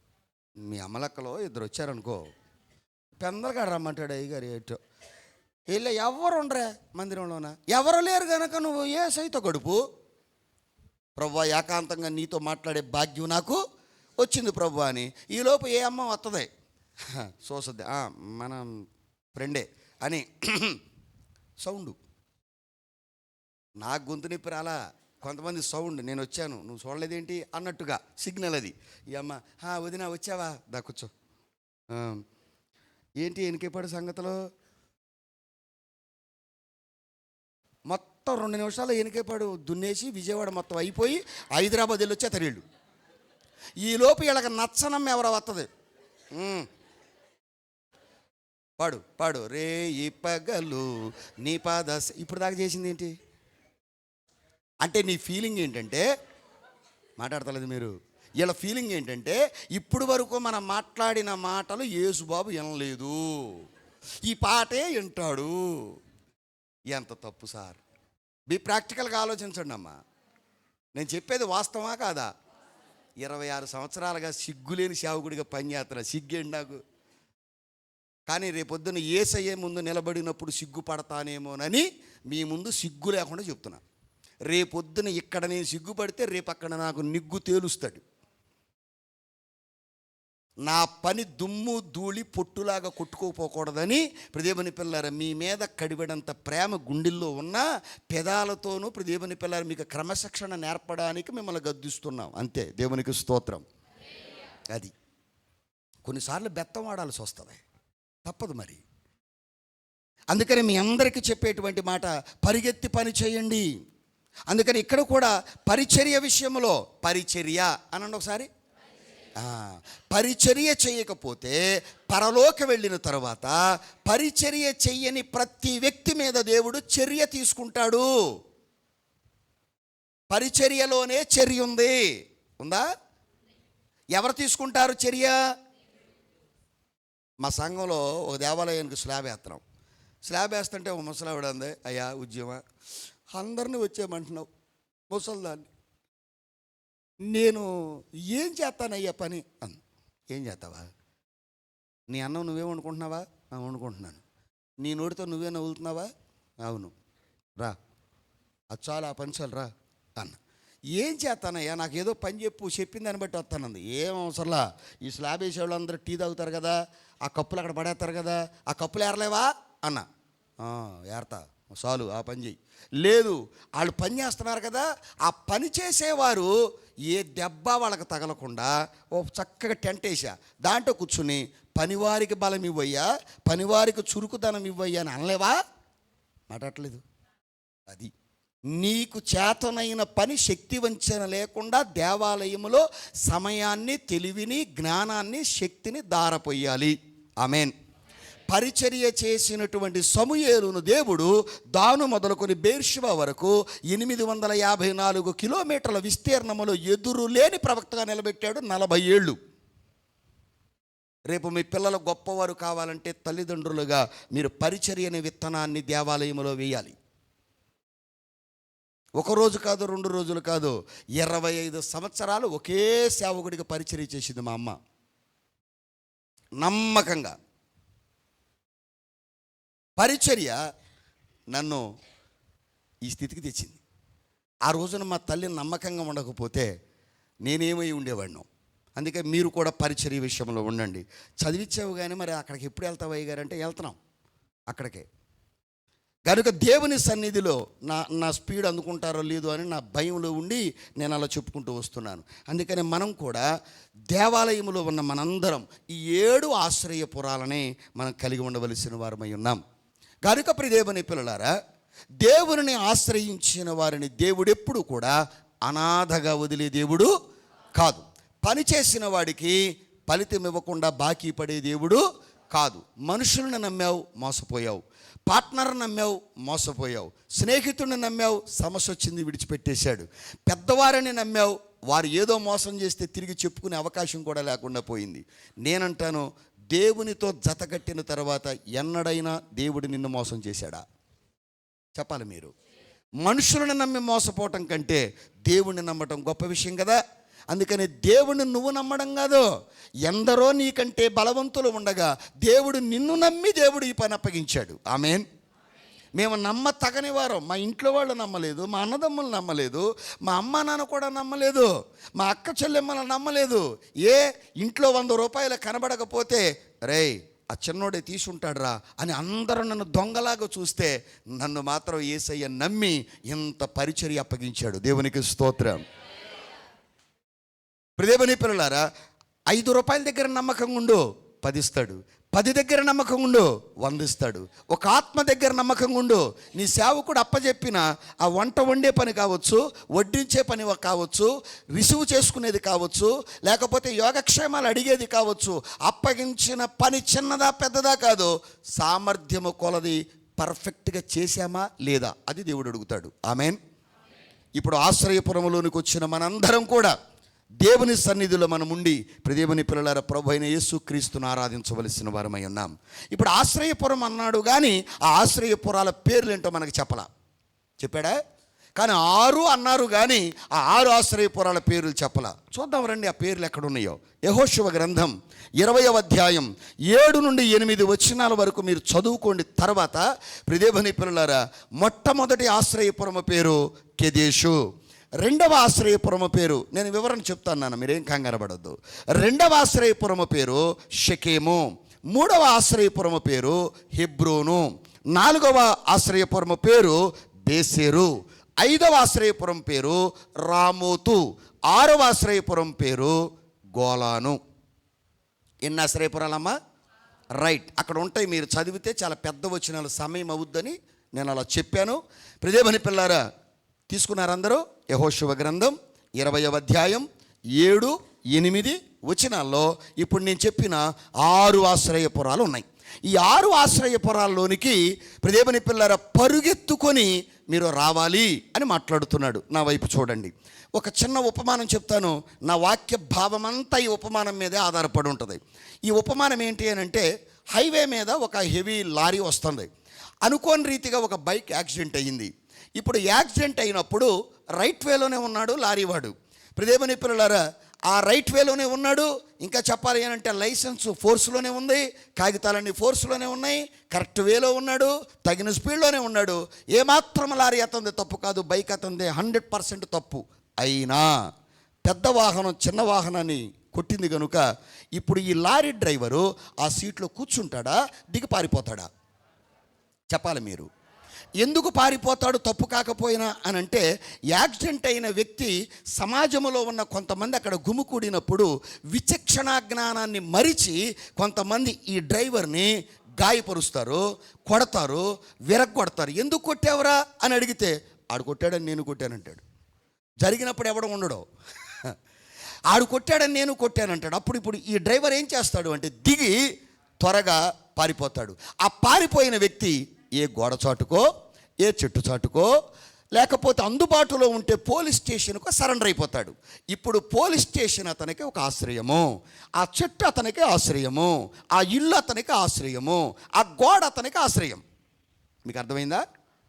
ఏం మాట్లాడట్లేదు. మొదటి ఆదాము చేసిన పాపమును బట్టి మనందరము పాపులుగా మార్చబడ్డాం. అందుకే మనందరం కూడా ఆ పాపం అనే పడగ నీడలో మనము పరిగెత్తలేక అలసిపోతున్నాం. ఆ పాపం ప్రతి వారిని పట్టుకుంటుంది, ప్రతి వారిని శిక్షిస్తుంది, ప్రతి వారిని దేవుని పిల్లల ఒంటరి వాడిని చేస్తుంది. పాపము అనేటువంటి అక్షరాలు 3. కానీ దేవుని పిల్లలారా, దాన్ని ఎలా డిఫైన్ చేద్దాం ఒకసారి. పాపము ఎన్ని అక్షరాలు? 3. మధ్యలో పాతీసేయండి, చెప్పాలి మీరు. రైట్. పాపములో చివర మూతీసేయండి. రైట్. ఏదేను వనములో ఆదాము అవ్వలు దేవుని మాట విన్నంతసేపు పసి పాపల్లాగానే ఉన్నారు. పాపలకి పాపం తెలియదు, పాపలకి పాము కరుస్తుందని తెలియదు, పాపలకి కత్తి తెగుతుందని తెలియదు. కానీ పాము మాట విన్నారు, పాపముగా మార్చబడ్డారు. మీకు పాయింట్ అర్థమైంది అనుకుంటున్నాను. జాగ్రత్త. పాపము దేవునికి దూరం చేస్తుంది, పాపము ప్రార్థనకు దూరం చేస్తుంది, పాపము దేవుని మహిమకు దూరం చేస్తుంది, పాపము పరిపాలకుడుగా ఉండవలసిన వాడిని పాలేరుగా మార్చేస్తుంది, పాపము మన స్వేచ్ఛను తీసేస్తుంది, పాపము మన స్వతంత్రాన్ని హరిస్తుంది, పాపము మనల్ని ఆవేదనకు గురి చేస్తుంది. అందుకే పాపం ఉన్న ఇంటిలో శాంతి ఉండదు, నెమ్మది ఉండదు. అందుకే పాప స్థలమై ఉన్న ఈ లోకానికి శాంతి ప్రదాతగా లోకానికి దిగొచ్చాడు యేసయ్య. దేవుడికే మహిమ కలుగును గాక. అందుకే మీ అందరికీ నేను చెప్పేది, మొట్టమొదటి ఆశ్రయపురము పేరు కెదేషు. ఏంటిదమ్మా? ఇప్పుడు ఈ వాహనదారుడు పోలీసులకే సరెండర్ అయ్యారు అనుకుందాం. ఆ బాధిత కుటుంబం నేనే అనుకుందాం. ఇప్పుడు పోలీసుల దగ్గరికి వెళ్ళి, సార్ ఆ డ్రైవర్ని కొంచెం సేపు మాకు అప్పగించండి అని అంటే పోలీసులు ఇస్తారా? చెప్పాలి మీరు. ఒకవేళ స్టేషన్లో కనుక మాట్లాడితే, దేవుని పిల్లలు ఎక్కువ నేను మాట్లాడితే న్యూసెన్స్ కేసు కింద నన్ను ఏం చేస్తారు? అరెస్ట్ చేస్తారు. ఏదైనా నేరం తప్పులు ఉంటే కోర్టులో తెలుసుకో, అప్పచెప్పడం కుదరదు అంటాడు. ఇప్పుడు ఈ డ్రైవర్ని కోర్టుకు అప్పగించారు. కోర్టులో దేవుని పిల్లలారా, ఇలాంటి ఒక పెద్ద ఆయన నేను అతనికి బెయిల్ ఇస్తాను అని వచ్చాడు అనుకో, బెయిల్ ఇచ్చేవాడికి 2 అర్హతలు ఉండాలి. ఒకటి, వాడు ధనవంతుడై ఉండాలి. రెండవది, ఏ కేసులో కూడా అతను ఇన్వాల్వ్ అయి ఉండకూడదు. అవునా?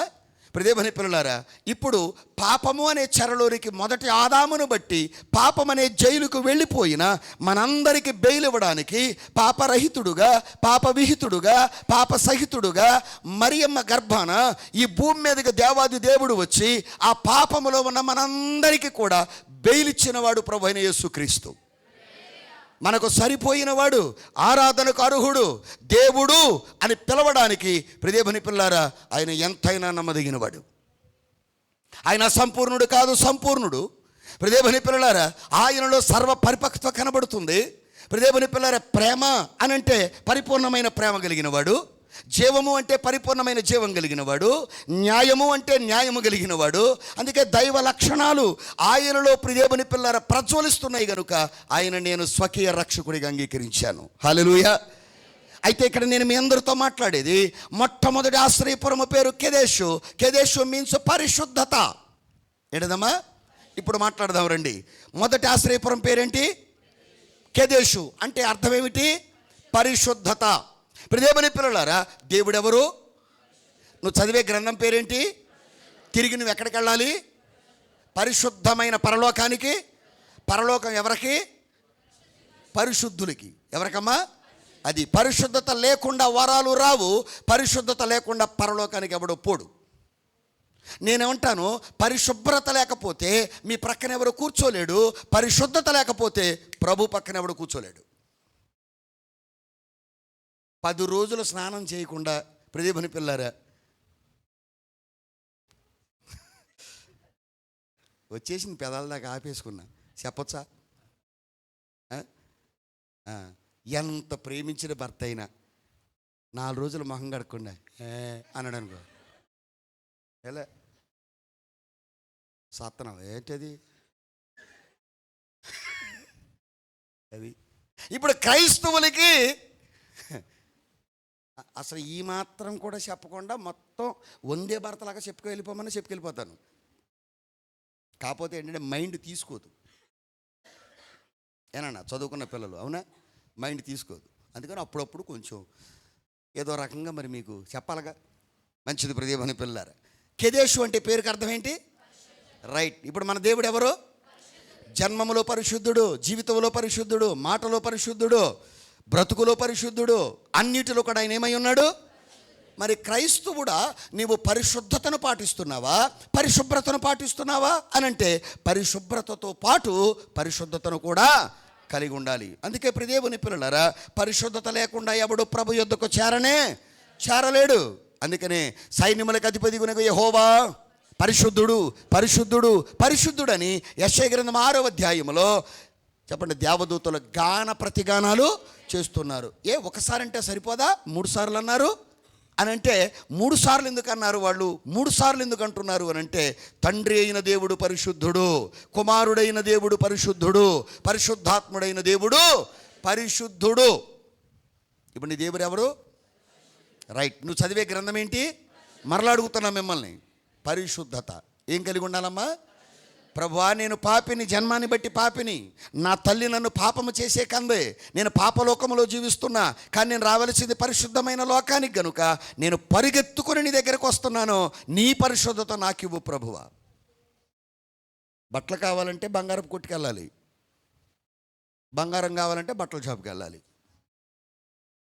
కాదమ్మా? బంగారం కొట్టుకెళ్ళి బట్టలు ఇమ్మంటే ఉండే రా అన్నాడు అనుకో, ఆడ మెంట్లో నేనా మాట్లాడలేదు. మరి అది బంగారం కావాలంటే బంగారం షాప్కి వెళ్ళాలి, బట్టలు కావాలంటే, పరిశుద్ధత కావాలంటే పరిశుద్ధుడైన ప్రభు దగ్గరికి వచ్చి తీరాలి. ఆమెన్. నువ్వు ఎక్కడికి వెళ్ళినా, ఎన్ని తిరిగినా పాపం పోదో, ఎంత ఏడ్చినా పాపం పోదో, ఎన్ని పుణ్యకార్యాలు చేసినా పాపం పోదో. గోదానం చేయి, భూదానం చేయి, వస్త్రదానం చేయి, అన్నదానం చేయి, ప్రదేభని పిల్లలను రక్తదానం చేయి, విద్యాదానం చేయి. ఏ దానం చేసినా నయం అనుకున్న శరీర కుష్టిపోయిందా? మాట్లాడలేదు. అది అందుకని నేను మీకు చెప్పేది ఏంటంటే, దానములోకెల్లా గొప్ప దానం క్రీస్తు దానం. ఆ దానాన్ని నువ్వు నమ్మితే దేవునికి ఏమిస్తాడు? పరిశుద్ధమైన పరలోకాన్ని ఇస్తాడు. అందుకని ప్రదేవుని పిల్లారా, మరియతో మాట్లాడతాడు కదా, పరిశుద్ధురాలైనటువంటి మరియా. ప్రదేవుని పిల్లారా, ఆత్మశుద్ధి కలిగిన మరియా, శరీర శుద్ధి కలిగిన మరియా. అందుకే ఆమె పేరు కన్యక. అవునా? కా అంటే కళంకము లేనిది, న్యా అంటే నాణ్యత గలదే, కా అంటే కనికరము గలదే. కనుక ప్రియదేవుని పిల్లలారా, మరియా అంటే మహిమ గలదే, రిక్తురాలు, యథార్థవంతురాలు. అలాంటి పరిశుద్ధమైన కన్యకను దేవుడు కోరుకున్నాడు. సంఘములో కూడా పరిశుద్ధత ఉంటే ఈ సంఘమనే కన్యకను దేవుడు రేపు మధ్యాకాశములో వివాహం ఆడతాడు. దేవునికే మహిమ కలుగును గాక. ఏమాత్రం ముడత మచ్చ సంఘంలో ఉంటాకి వీళ్ళే. పుట్టింటి దగ్గర ఆడపిల్లకు చెడ్డ పేరుంటే వివాహం చేసుకుంటారు ఎవరైనా? చెప్పాలి. భూమి మన పుట్టిల్లు కదా, ఈ భూమి మీద పుట్టాం కదా, రేపు మధ్యాకాశంలో మహిమ మేఘం ఎక్కాలి కదా, మన అత్తారిల్లు ఎక్కడా? చెప్పాలి మీరు. పైన అంటే సత్యం గారి మేడ పైన, మరి పైన అంటారేంటి? మీరు కాదు బ్రో, వీళ్ళు. నా చెవులు బాగానే పనిచేస్తున్నాయి. చెప్పండి అమ్మా. పరలోకంలో అది అన్నీ నేర్చుకుని ప్రియదేవుని పిల్లారా మెట్టినింటికి వెళ్ళాలమ్మా, లేకపోతే మెట్టినింటికి వెళ్ళిన తర్వాత అన్ని భర్త నేర్పుతాడా? అది తల్లి. అందుకని మీరు కూడా 66 పుస్తకాలు చదవండి, 66 పుస్తకాల్లో ఉన్న అన్ని అనుభవాలు తెలుసుకోండి. పరిపూర్ణమైన పర్ఫెక్ట్ కలిగినటువంటి వధువుగా నువ్వు మారితే అన్నిటిని జయించిన పెళ్లి కుమారుడు పక్కన కూర్చునే అర్హత దేవుడు మనకి. మొట్టమొదటి ఆశ్రయపురం పేరు చెప్పండమ్మా. కెదేషు అంటే పరిశుద్ధత. ఏంటిదమ్మా? పరిశుద్ధత. ఇప్పుడు పరిశుద్ధత కావలసిన ఈ పాపి ఏం చేయాలి? పరుగెత్తుకుంటూ ఆశ్రయపురానికి రావాలి. ఆ ఆశ్రయపురమే నా దేవుడైన యెహోవా, నా దేవుడైన తండ్రి యేసయ్య. దేవుడికే మహిమ కలుగునుగాక. ఇప్పుడు మన పరిగెత్తుకుని రాకపోతే ఏం జరుగుద్ది అని అంటే, పాపం మనల్ని పరిగెత్తి పట్టుకుంటుంది. చిన్న పామునైనా, సామెత ఫిల్ ఇన్ ద బ్లాంక్స్ పూర్తి చేస్తున్నారా? రైట్. ప్రదేవుని పిల్లారా, అది కనుక దేవుని సన్నిధిలో, దేవుని కృపలో మీలో కోటీశ్వరుడు అని ఒక ప్రోగ్రాం వచ్చేది. పాస్టర్ గారు మనకు చెప్పాడు ఆయన కూడా.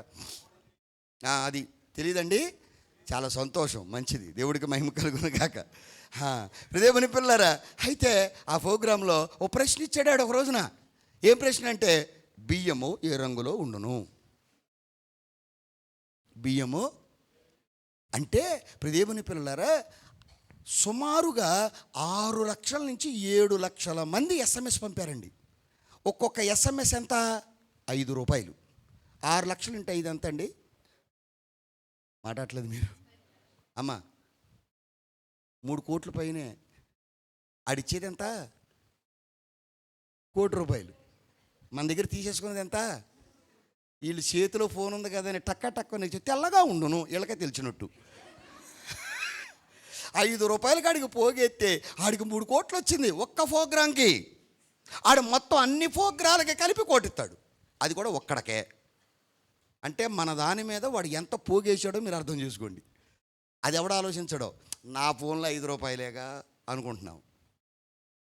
ఇదంతా ఎందుకు చెప్తున్నారు పాస్టర్ గారు మీరు అని అంటే, ప్రదేవుని పిల్లరా, పాపము ఎన్ని రకాలు అంటే ఎన్ని రకాలుగా ఉన్నాయి? 2 రకాలే. ఏమంటే పలానా వాడికి జ్వరం వచ్చింది అన్నారు, జ్వరాల్లో రకాలు లేవా? చెప్పండి. కామెర్లు వచ్చినాయి అన్నారు, కామెర్లో రకాలు లేవా? అట్లాగే పాపాల్లో కూడా చాలా రకాలు ఉన్నాయి. రేపుకు రూపు లేదు, పాపానికి మాపు దాపు లేదు. దేవుడికి స్తోత్రం. అందుకని పాపం 2 రకాలు. ఒకటి బహిరంగ పాపం, రెండవది అంతరంగ పాపం. అంటే బహిరంగ పాపం ప్రదేవుని పిల్లలారా నిన్ను ముందుకెళ్ళనివ్వదు, అంతరంగ పాపం నిన్ను వెనక్కెళ్ళనివ్వదు. అంటే నీ బలహీనతలు నీ మనుషులకు, నీ తోటివారికి తెలిసినప్పుడు నీ ముందు మాట్లాడరాళ్ళు, నీ వెనక మాట్లాడతారు. కానీ నీ అంతరంగ పాపాలు నీ ముందు మాట్లాడతాయి. మాట్లాడవా?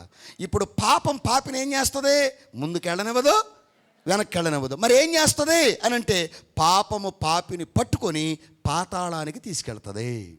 పాపానికి చావు లేదు, కానీ పాపము చేసిన మనిషికి మాత్రం ఏముంది? అది ఆ పాప శాప మరణం మన మీదకి రాకుండా ఉండడానికే ఆశ్రయపురమై ఉన్న, చెప్పండి, పరుగెత్తుకునిరా, ఆలోచన చేయొద్దేక. రేపు వస్తాను, ఎల్లుండి వస్తాను, వచ్చే సంవత్సరం బాప్తీసం పొందుతాను, నేను అన్ని బాగానే చేస్తున్నాను, కానీ బాప్తీసం ఒకటేగా పొందిందే చాలు, ముద్ర లేకపోతే చాలు, నీకు భద్రత లేనట్టే. మాట్లాడలేదు మీరు? రోడ్డు ప్రక్కన ఉన్న చెట్లకి ఏం చేస్తారు? అంత కొట్టి పసుపు వేసి ఒక నెంబర్ వేస్తారు దానికి. దాన్ని ఎవడన్నా కొడతాడా? కొడితే కేసే. సెంట్రల్ గవర్నమెంట్ వాడిది ఎవడన్నా దొంగిలిస్తాడా? అన్నీ అక్కడ పడేసి ఉంటాయి, ఎవడో తీసుకెళ్ళడం. అలాగే బాప్తిసం అనే ముద్ర వేస్తే అపవాది నీ జోలికి. కనుక పాపం ప్రదేవుని పిల్లలారా అనేక రకాలుగా, అనేక రూపాలుగా నీ దగ్గరకు వస్తుంది. నా సమయం అవుతుంది కనుక నేను ముందుగా చెప్తున్నాను. మొట్టమొదటిది, పాపం చేసేటప్పుడు ఏ బాధ ఉండదు, కానీ దాని ఫలితం అనిపించేటప్పుడు చాలా ప్రమాదంగా ఉంటుంది. ప్రదేవుని పిల్లలారా చాలా బాధ పెడద్ది. అందుకే ప్రదేవుని పిల్లలారా ఒక చిన్న ముళ్ళు లేకపోతే చిన్న చిన్న రాయి మన చెప్పులో పడింది అనుకోండి, నడక బాగుంటుందా? చెప్పాలి మీరు. మనస్సాక్షి ఉన్నవాడికి చిన్న పాపం కూడా గుచ్చుద్ది, ముల్లై కరుస్తుంది. అసలు మనస్సాక్షి చచ్చిపోయినోడికి ఎంత పెద్ద పాపం చేసినా మీకు అర్థం అవ్వడానికి ఉపమానం చెప్పి 2 ఆశ్రయపురం చెప్తాను. ప్రదేవుని పిల్లలారా, చెరువులో మునిగిపోతే లేకపోతే నదిలో మునిగితే ఎన్ని క్యూసెక్కుల నీళ్ళు మన నెత్తి మీద నుంచి వెళ్ళిపోయినా ఆ బరువు తెలుస్తుందా? తెలీదు. కానీ ఒక పెద్ద నదిలో ఒక పెద్ద బింది ముంచి ఆ బిందిని నెత్తి మీద ఎడితే బరువు తెలుతుందా? తెలవదా? అడట్లేదు. పాపంలో నిండా మునిగిపోయినోడికి ఏ బరువు తెలవదాడికి. అందుకని జాగ్రత్తగా, ఒకటి, దేవుని ఆశ్రయించండి. ప్రదేవుని పిల్లారా, దేవుడు మనల్ని పరిశుద్ధులుగా చేస్తాడు. దేవుడికే మహిమ కలుగును గాక. మంచిది. 2వ ఆశ్రయపురం పేరేంటి? షెకెము మీన్స్ భుజము. ఏంటిదమ్మా? భుజం. యెషయా గ్రంథం 9వ అధ్యాయం అంటాడు కదా, ఆయన భుజముల మీద రాజ్యభారం ఉంది. ఇంకా ఏమంటున్నాడు అని అంటే, ఇశ్రాయేలీయులను ఐగుప్తులో నుండి నేను గద్ద తన రెక్కల మీద మోసుకొచ్చినట్టుగా నేను వారిని మోసుకొచ్చాను. ద్వితీయోపదేశకాండం 32:11. ప్రదేవుని పిల్లలారా, ఇప్పుడు దేవుడు నీకేమై ఉన్నాడు అని అంటే భుజబలమై ఉన్నాడు. అయ్యా నేను బలహీనుణ్ణి కానీ నాకు చాలా బరువులు ఉన్నాయి, కుటుంబ భారాలు ఉన్నాయి, బిడ్డల బాధ్యతలు ఉన్నాయి, వ్యక్తిగత బాధ్యతలు ఉన్నాయి, రుణ భారాలు ఉన్నాయి. ఇవన్నీ నేను మొయ్యలేకపోతున్నాను. నువ్వు మొయ్యలేని బరువును మొయ్యటానికే ఈ భూమి మీదకి ఆయన వచ్చాడు. ఆమేన్. అందుకనే దేవుని పిల్లారా, రెండవ ఆశ్రయపురము పేరు చెప్పండి. షెకెము అంటే భుజము. నీ భారం మోసేవాడు, నీ భారం మోయడానికి అధికారము కలిగిన వాడు ఎవరు అని అంటే ప్రభువైనా. నీకు వ్యాధి భారం ఉందా, శిక్ష భారం ఉందా, రుణ భారం ఉందా, శత్రు భారాలు ఉన్నాయా, కుటుంబంలో బాధ్యతలు ఉన్నాయా? ఈ బరువులన్నీ సిలువ మీద మోసినవాడు యేసయ్య. నువ్వు ఆయన ఆశ్రయిస్తే దేవుని పిల్లారా, చింత యావత్తు ఆయన మీద వేయుడి. ఆమేన్. చింత యావత్తు ఎవరి మీద వేయాలి? ఆయన చూసుకుంటాడు. కానీ మనం పక్కోడిది, పైనోడిది, కిందోడిది అందరిది మన నెత్తి మీద తీసుకుని చింత చెట్టు అంత పెరిగిపోయింది చింత మనకి. అందుకని మీరందరూ కూడా చాలా జాగ్రత్తగా ఉండాలి. అందుకని శ్రమలలో మూలిగే వారికి ప్రత్యేకమైన ప్రేమ చూపుతాడు ఆయన.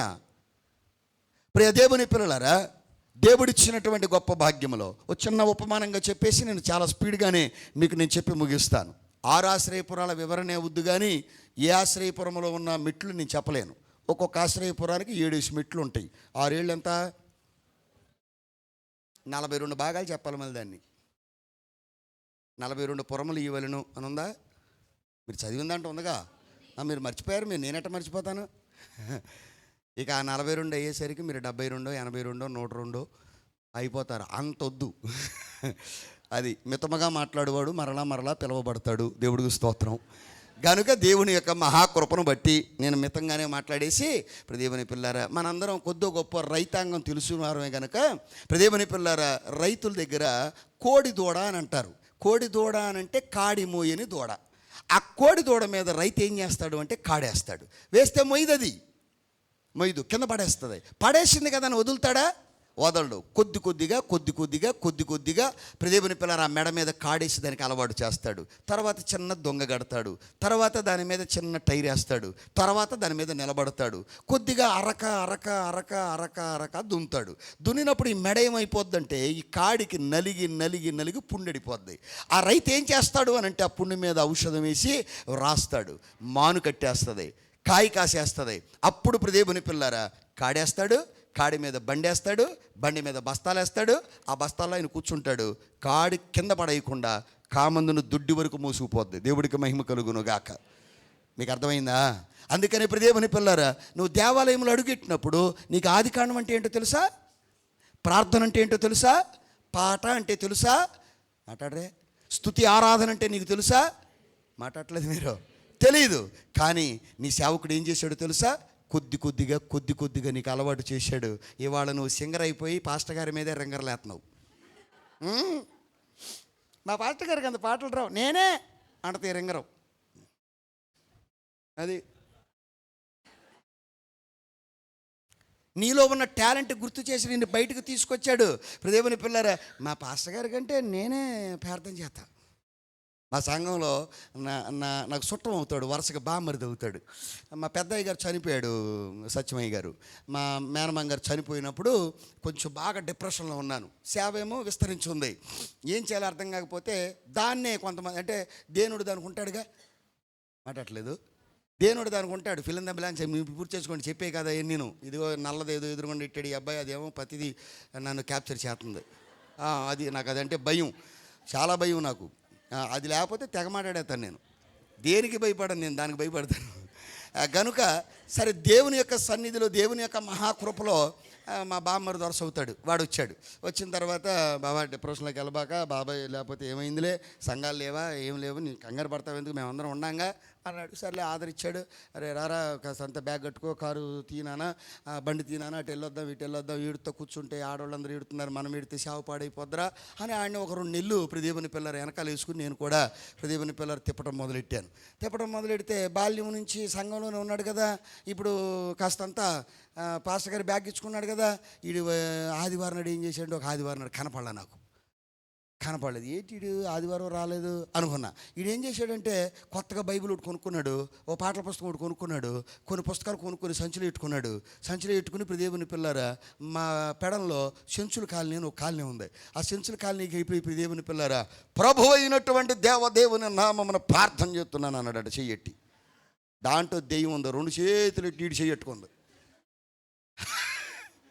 ఈడు తిరిగింది 2 నెలలే. అర్థమైందండి? 2 నెలలే. ఈ 2 చేతులు లేపి ఇటు చెయ్యట్టుకుంది. దేవుని పిల్లారా, ప్రభు అయిన యేసు నామం తెలుసు, యేసయ్య నామం తెలుసు, నీ నామం తెలుసు, ఏంటి సంగతి అందంట. ఈ చెయ్యి లాగుతున్నాడు కానీ రాట్లా పడిపోతుంది వీడికి. దేవుని పిల్లారా, పేరు చెప్పలే, ఇది లైవ్ ఏమో కనుక దేవుని పిల్లారా లాగుతున్నాడు రాట్లా. పక్కన ఉన్న వాళ్ళందరూ కూడా దేవుని పిల్లారా స్తోత్రం స్తోత్రం స్తోత్రం అంటున్నారు. ఆత్రం లేదు, గోత్రం లేదు. దేవుని పిల్లారా, చెయ్యి రాట్లా. ఈ పక్కన ఉన్నవాడిని అన్నాడట, రేయ్ కింద జేబులో సెల్ల ఉందో లాగు అన్నాడంట. సెల్ల లాగి వాస్తవం ఇది. దేవుని పిల్లారా, వాస్తవం. అబద్ధమైతే ప్రభు నన్ను తీర్పులో నిలబెట్టును గాక. ఆమెను చెప్పు. మీకైనా తీర్పు మాకు ఉంటుంది, మీకంటే 2 రెట్లు ఎక్కువ ఉంటుంది. కనుక దేవుని పిల్లారా, దేవుడిచ్చిన భాగ్యాన్ని బట్టి లాగిన తర్వాత మా బావ నెంబర్ ఉంటుంది, కొట్టు పెట్టాడు. బావా అన్నాడు. ఏంటి బామ్మది, ఏంటిరా ఇవాళ కనపడలేదు అనగానే ఏం కనపడతాం, స్వరం ఏంటి తేడా ఉంది ఏంటన్నా అన్న. మరి మనం కూడా 30 ఇండస్ట్రీ కదా, తెలిసిపోద్దిగా, స్వరాన్ని బట్టి అర్థమైపోద్ది. అది అర్థమైపోయింది. ఏంటన్నా అన్న. ఏమీ లేదు బావా, నేనే ఈ చెంచులు కాలనీకి వచ్చాను. కాలనీకి వచ్చి ఏం చేసావురా అన్న. ప్రార్థన చేస్తుంటే 2 చేతులు లేపి పట్టుకుంది బాబా. నేను డ్రైవింగ్లో ఉన్నాను, అవుట్ ఆఫ్ కవరేజ్ ఏరియా, తర్వాత చెత్తను పెట్టేశా. నేను అటువంటి వాళ్ళకి రెస్పాండ్ అవ్వను అసలు. ఎవడన్నా హాస్పిటల్లో ఉండి ఒకవేళ వెళ్ళి పలకరత్తాకి వెళ్తే సానుభూతిగా కాయలును ఆడికి ఏమన్నా చేతులు డబ్బులు పెట్టినా ఆడు చేసిన పాపం ఏంటో ఆడికి చెప్పి అప్పుడు ప్రార్థన చేస్తాడికి. అంతేగాని స్తోత్రం అయినా నువ్వు లేచి వస్తావు బాబు, మళ్ళీ సంఘంలో ఉంటావు, నాకు దశం భాగం ఇస్తావు, ఇట్లాంటి శకలు అయిన ఆడి దగ్గర అసలు. నాన్న రాజయ్య చెప్పు, అదిగో ఆడు అక్కడే ఉన్నాడు. నేను బుక్ అయిపోయిన వాడు అనుకున్నాడు. ప్రత్యక్ష సాక్షాడు నాకు. నువ్వు ఈ పాపం చేసావు, ఈ తప్పు చేసావు, అందుకే నీ శరీరం మీదకి ఈ శిక్ష వచ్చింది కనుక రాకూడని శిక్ష. అదేనండి అయ్యగారు. ఆడేమని ప్రార్థన చేసుకుంటాడు తెలుసా? మా అయ్యగారు హాస్పిటల్కి వచ్చి ప్రార్థన చేయకుండా ఉంటే బాగుండు అనుకుంటాడు. అందరూ కోరుకుంటారు. సరే, ఇప్పుడు దేవుడి కృపలో నా సబ్జెక్టు నన్ను చాలా దూరం తరుముతుంది, దయచేసి ఏమనుకోవద్దు. అయితే దేవుడిచ్చిన భాగ్యాన్ని బట్టి వాస్తవంగా సరే అయిపోయిన తర్వాత మళ్ళీ చేశాడు. ఒక 6-7 సార్లు చదివి చేసిన తర్వాత ఇక మనసు కాస్త సర్లే పోనీ, ఏదో తెలుసో తెలియకని ఫోన్ చేసి నేను చెప్తాను కొన్ని మంత్రాలు చదువు అని చెప్పా. బావా నేను చెప్పా అంటున్నాడు. రేయ్ నువ్వు చెప్పటం వేరు, నేను చెప్పాక చెప్పటం వేరు. మీకు అర్థమైందా? అది కొంతమంది అంటారు, అమ్మ అట్లా ప్రార్థన చేసుకోపోయా వారం రోజులు పెట్టి చేస్తున్నాను పాస్టర్ గారు చెప్పాక చేయటం వేరు. మురుక్కాలంలో నీళ్ళైనా శంకులో పోతే తీర్థమే. మాట్లాడతలేదు అంటమే. అవి మురుక్కాలంలో నీళ్ళే, కానీ పోసినోడు పంతులు గారు, పోయబడింది శంకులో. మీకు అర్థమైందా? అది విషయం. నీ అంతటి నువ్వు ఆదికాండం వచ్చు కదా, ఆదికాండంలో దేవుని పిల్లలు ఆరంభించేసి నిర్గమకాండంలో నిలబడిపోయి, లేవికాండంలో లేచిపోయి, సంఖ్యాకాండంలో సమస్య వచ్చేసి, ద్వితీయోపదేశ కాండంలో దిగాడిపోతే యెహోషువ గ్రంథానికి జన్మలో రాలేవు. ఏంటనుకుంటున్నావు నువ్వు?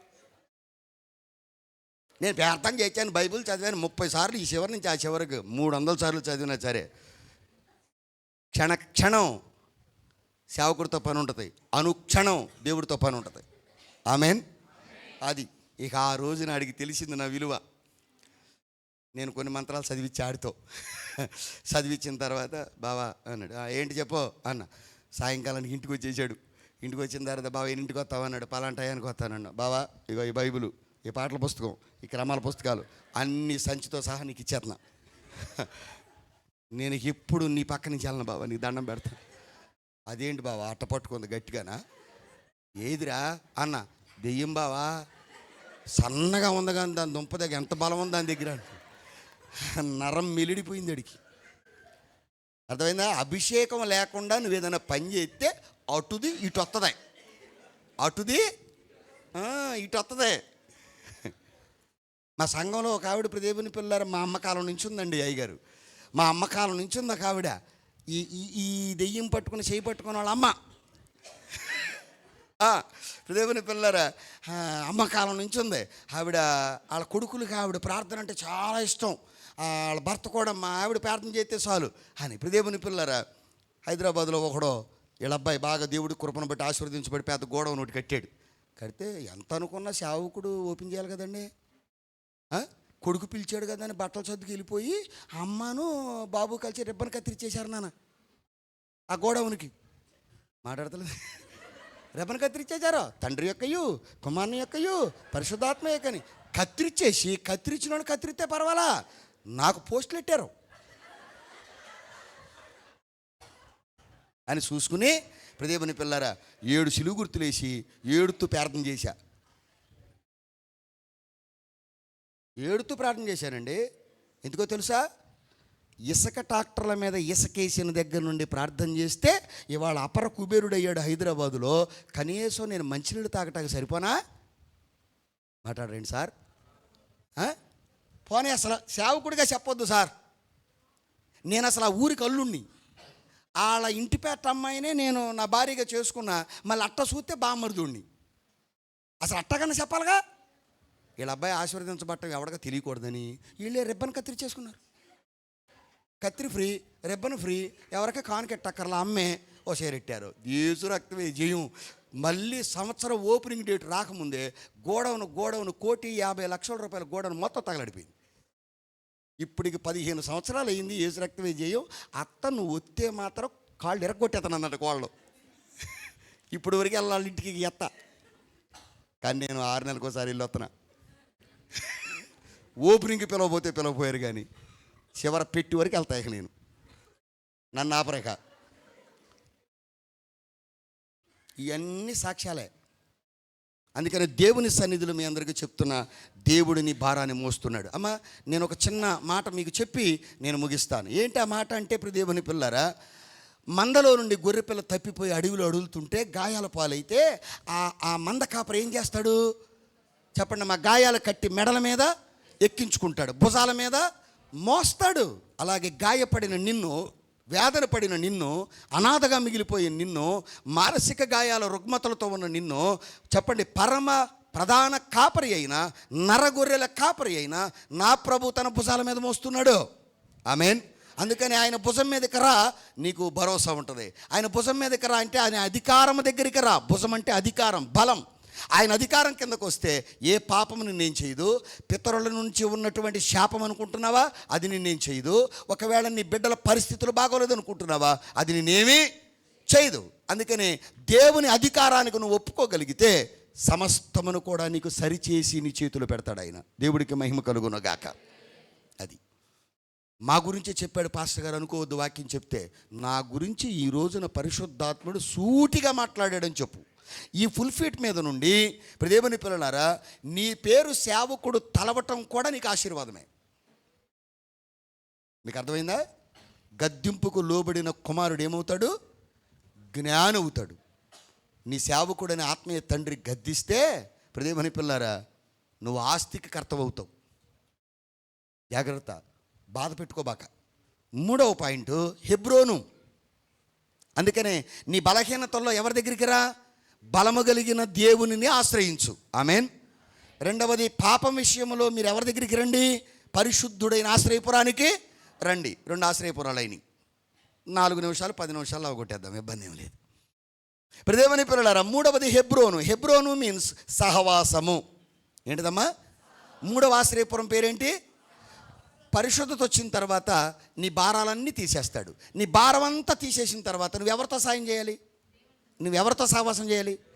చిన్న అప్పిస్తేనే థ్యాంక్స్ చెప్తావు కదా. కనబడినప్పుడల్లా నా ఆపదలో అద్దుకున్నాడు పలానా ఆయన అని 10 మందికి చెప్తావు కదా. మాట్లాడరే, అవునా కదా? నీ ఆపదల్లో కాస్త 10,000 సహాయం చేస్తే అతను కనబడినప్పుడల్లా నమస్కారం చేస్తావు కదా. ఇన్నిటి నుంచి నిన్ను కాపాడిన దేవుడు, రక్షించిన దేవుడితో నువ్వేం చేయాలి? 2 మాటలు చెప్తాను. దేవుని పిల్లలారా, లూకా సువార్త 15వ అధ్యాయంలో తప్పిపోయిన కుమారుడు అన్నాడు. చదవక్కర్లేదు. తప్పిపోయిన కుమారుడు ఉన్నాడు. అవునా? దేవుని పిల్లలు ఇంటి నుంచి వెళ్ళిపోయాడు, దూరంగా వెళ్ళిపోయాడు, తండ్రికి దూరం అయిపోయాడు, ఆస్తికి దూరం అయిపోయాడు, అన్నిటికి దూరం అయిపోయాడు. ఇంకా సింపుల్గా చెప్పాలంటే అదే యాకోబు కుమారుడైన రాహేలు పెద్ద కొడుకు యోసేపు కూడా ఇంటికి దూరం అయిపోయాడు. దూరదేశానికి 20 నాణేళ్లకు అన్నల చేత అమ్మబడ్డాడు. యోసేపు ఐగుప్తీ దేశంలో దేవుని పిల్లలారా పరిశుద్ధత కలిగి దేవుని వాక్యాన్ని పోగేసుకుని ఐగుప్తి ఫరో రాజు పక్కన రాజు అంతటి అభిషేకాన్ని పొంది కూర్చున్నాడు. పందుల పొట్టు పోగేసుకున్నవాడు పందుల పక్కన కూర్చున్నాడు. మీకు అర్థమైంది అనుకుంటున్నాను నేను. అవునా?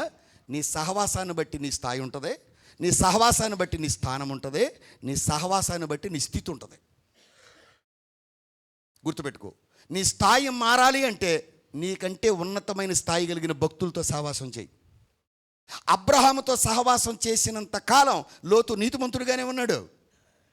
కానీ సొదొమ గొమొర్రా ప్రజలతో ఎప్పుడైతే వాళ్ళతో అక్కడికి కాపురం వెళ్ళాడో, ముందు ఊరి బయట వేసుకున్నాడు, తర్వాత ఊరిలోకి వెళ్ళాడు, దేవుని పిల్లల ఆస్తి సంపాదించాడు, కానీ మొత్తం అగ్నిపాలైపోయింది. అవునా? లోతు కుమార్తెలు సొదొమ గొమొర్రాలో ఉన్నప్పుడు పాపం చేయలేదు, కానీ పాపము చేస్తున్న వారిని చూశారా చూడలేదా? చెప్పండి అమ్మా. చేయలేదు, కానీ ఆ ప్రభావం ఈ పిల్లల మీద పడిందా లేదా? మీ పిల్లలు కూడా అంతే. పాపం చేయకపోవచ్చు మై ఫ్రెండ్స్, చిన్నపిల్లలు, యవన బిడ్డలు, పాపము చేస్తున్న నీ స్నేహితులను వదలలేక వారితో సహవాసం చేస్తే ఏదో ఒక రోజున ఆ చెడు సహవాస ప్రభావం నీ మీద కూడా పడుద్ది. జాగ్రత్త చేసుకోండి మీ బిడ్డల్ని.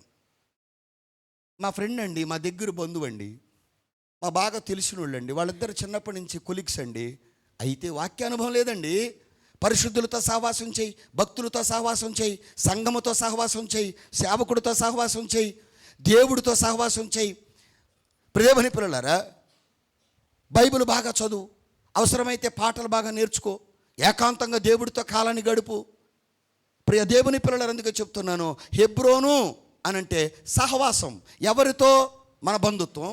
ఎవరితో? మన చుట్టరికం. అంటే నువ్వు బాప్తిసం ఎప్పుడైతే పొందావో పరలోకమందున్న భక్తులతో, పరిశుద్ధులతో, దేవదూతలతో మనకేం ఏర్పడింది? బంధుత్వం ఏర్పడింది. అందుకే యెహోవా మా తండ్రి కాడా, యేసు మా అన్న కాడా, దూతలు మా చుట్టాలు బంధువులు కాదా అని రాశారు చౌదరి పురుషోత్తం గారు. చక్కటి పాట. యెహోవా మా తండ్రి కాడా, యేసుడు మా అన్న కాడా. మా అన్న యేసయ్య, శిలువ రక్త సంబంధికులం మేము, ఆత్మలో కడగబడిన వారం, మా చుట్టాలు, మా బంధువులు, పరిశుద్ధులు, పరలోక భక్తులు, కాలజ్ఞానులు, ఆత్మస్వరూపులు, నాకు సహాయం చేస్తారు, రాయి తగలకుండా ఎత్తి పట్టుకుంటారు. ప్రియమైన పిల్లలారా, నా ప్రయాణంలో తోడుగా నీడగా నిలబడతారు, నా చిక్కుల్లో మంచి సలహాదారులుగా ఉంటారు. నా నుండి వాళ్ళు ఏమీ కోరరు సార్, కానీ ఏనాడు నాకు ద్రోహం చేసిన వాళ్ళు కాదు సార్. కానీ ఈ భూమి మీద చాలామంది ఉన్నారు స్నేహితులు, నా దగ్గరని ఆశించిన వాళ్ళు ఉన్నారు, నా దగ్గర నుంచి కోరిన వాళ్ళు ఉన్నారు. నీ దగ్గర నుంచి దేవుడు కోరుతున్నది ఒక్కటే, ఆయనతో సహవాసం చేయండి. ఆదివారం పెందలకాడ వస్తే దేవుని మందిరములో నువ్వు ముందుంటే దేవుడి ప్రక్కన కూర్చునే అర్హత సంపాదిస్తావు. ఆమెన్. ఈ ఆలస్యం ఆలస్యం ఆలస్యం ఆలస్యం దేవుని పిల్లలు, రేపు రాకడకు ఆలస్యం అయిపోతే దిగబడిపోతావు, ఎత్తబడవు. ఆమెన్. కొంతమంది లేట్ కమర్స్ ఉంటారు. అవునా? వాళ్ళకి ఎన్నన్నా చెప్పిన కొద్దీ లేట్కి వస్తారు వాళ్ళు. సాకులు చెబితే సోకుపోద్ది అన్నాడు ఒక ఆయన. మాట్లాడతలేదు. సాకులు చెప్తే ఏం పోద్ది అది. కొంతమంది దేవుని పిల్లరా టైం చూసుకుని బాత్రూంలో నీళ్ళు పెట్టుకునే వాళ్ళు ఉన్నారు. మనం వెళ్ళినా ఎవరు ఉండరు, మనకు పాటలెట్టాగా రావు, కానీ వాక్యం టైంకి వచ్చేవాళ్ళు ఉన్నారు. 3 భాగాలు చేసి చెప్తా మీకు అర్థమయ్యేలాగా. దేవుని పిల్లరా, ఆలయానికి ఆరాధనకు 5 నిమిషాలు ముందు వచ్చేవాడికి బారెడు దీవెన. అది పాటలన్నీ అయిపోయి వాక్యం చెప్పేటప్పుడు మధ్యలో వచ్చేవాడికి దేవుని పిల్లలు దోషుడి దీవెన. ఎంత? రైట్. ముగింపు ప్రార్థనకో కానుక పాటకో వచ్చి మేము అయిపోతే పాస్టర్ గారు బతకలేడు అన్నట్టుగా 10 అని ఆ 10 రూపాయల కాగితం మార్చి ఏ ఐస్ క్రీమ్ బండి దగ్గర, మిఠాయి పొట్లం దగ్గర మార్చి తీసుకొచ్చి ఆ 10 వేసి దేవుని పిల్లరా ఆడికి గుప్పిడి దీవెన. ఇప్పుడు చెప్పండి, మీకు బారెడు కావాలా, దోషుడు కావాలా, గుప్పిడి కావాలా? ఆశ ఉంది మరి పెందలకాడ రావాలిగా. చెప్పండి అమ్మా. అమ్మా, ఫ్లైట్కి వెళ్ళాలంటే ఎంతసేపు ముందు వెళ్ళాలమ్మా? చెప్పండి అమ్మా.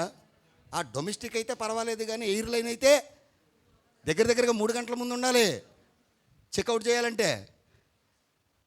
నీట్ ఎగ్జామ్కి వెళ్ళాలంటే ట్రాఫిక్ ఎక్కడ జామ్ అవుద్దో, తెల్లవారుల నిద్ర ఉండదు. మరి ట్రైన్కి వెళ్ళాలంటే మాట్లాడలేదు. నేను వచ్చేదాకా ట్రైన్ వాడు ఆపలేదేంటి?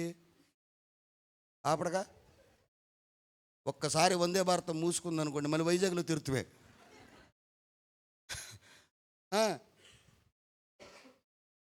11 గంటలకల్లా 11:15 వరకు తెరిచి ఉంచుతాను. 11:15కి వస్తే ద్వారాలు తెరవబడమన్నాడు. గబగబారికి పరిగెత్తుకొచ్చే పొద్దున్న నేను, నాకెక్కడ ఏ చేస్తాడు సత్యవయ్య గారు అని. ఆ వాల్ పోస్ట్లో దాంట్లో పెట్టాడు బ్యానర్లో, గేట్లు తెరవబడమన్నాడు. వారు నాయన, ఆ విజయరత్నం తమ్ముడు అన్నాడు నన్ను, అనయ్య ఎవరికైనా ఒకటే కొలత కొలుతాడనయ్య అన్నాడు. వారు నాయన, అదేంట్రా నన్ను పిలిచాడుగా మరి వాక్యానికి అన్న, ఆయనే చెప్పేసుకుంటాడన్నా. అది ఎందుకని అమ్మ మీకు ఇంత బారు జాడ ఉందిరా తల్లి, ఇంత బారు జాడ ఉంది, ఏ కొప్పు ఎక్కడైనా ఎట్టొచ్చు, అసలు ఉన్నదే కొత్తిమీర కట్ట ఎక్కడెడతా. అట్లాగే ఇప్పుడు అన్ని పనులు వచ్చినోడు మాట్లాడతలేదు సత్యవయ్య గారు, పిలుస్తాడు, ఆడు రాకపోతే అని చెప్పేసుకుంటాడు. ప్రార్థన వచ్చు, వాక్యం వచ్చు, ప్రసంగం వచ్చు, చెప్పండి అమ్మా. నాకంతే,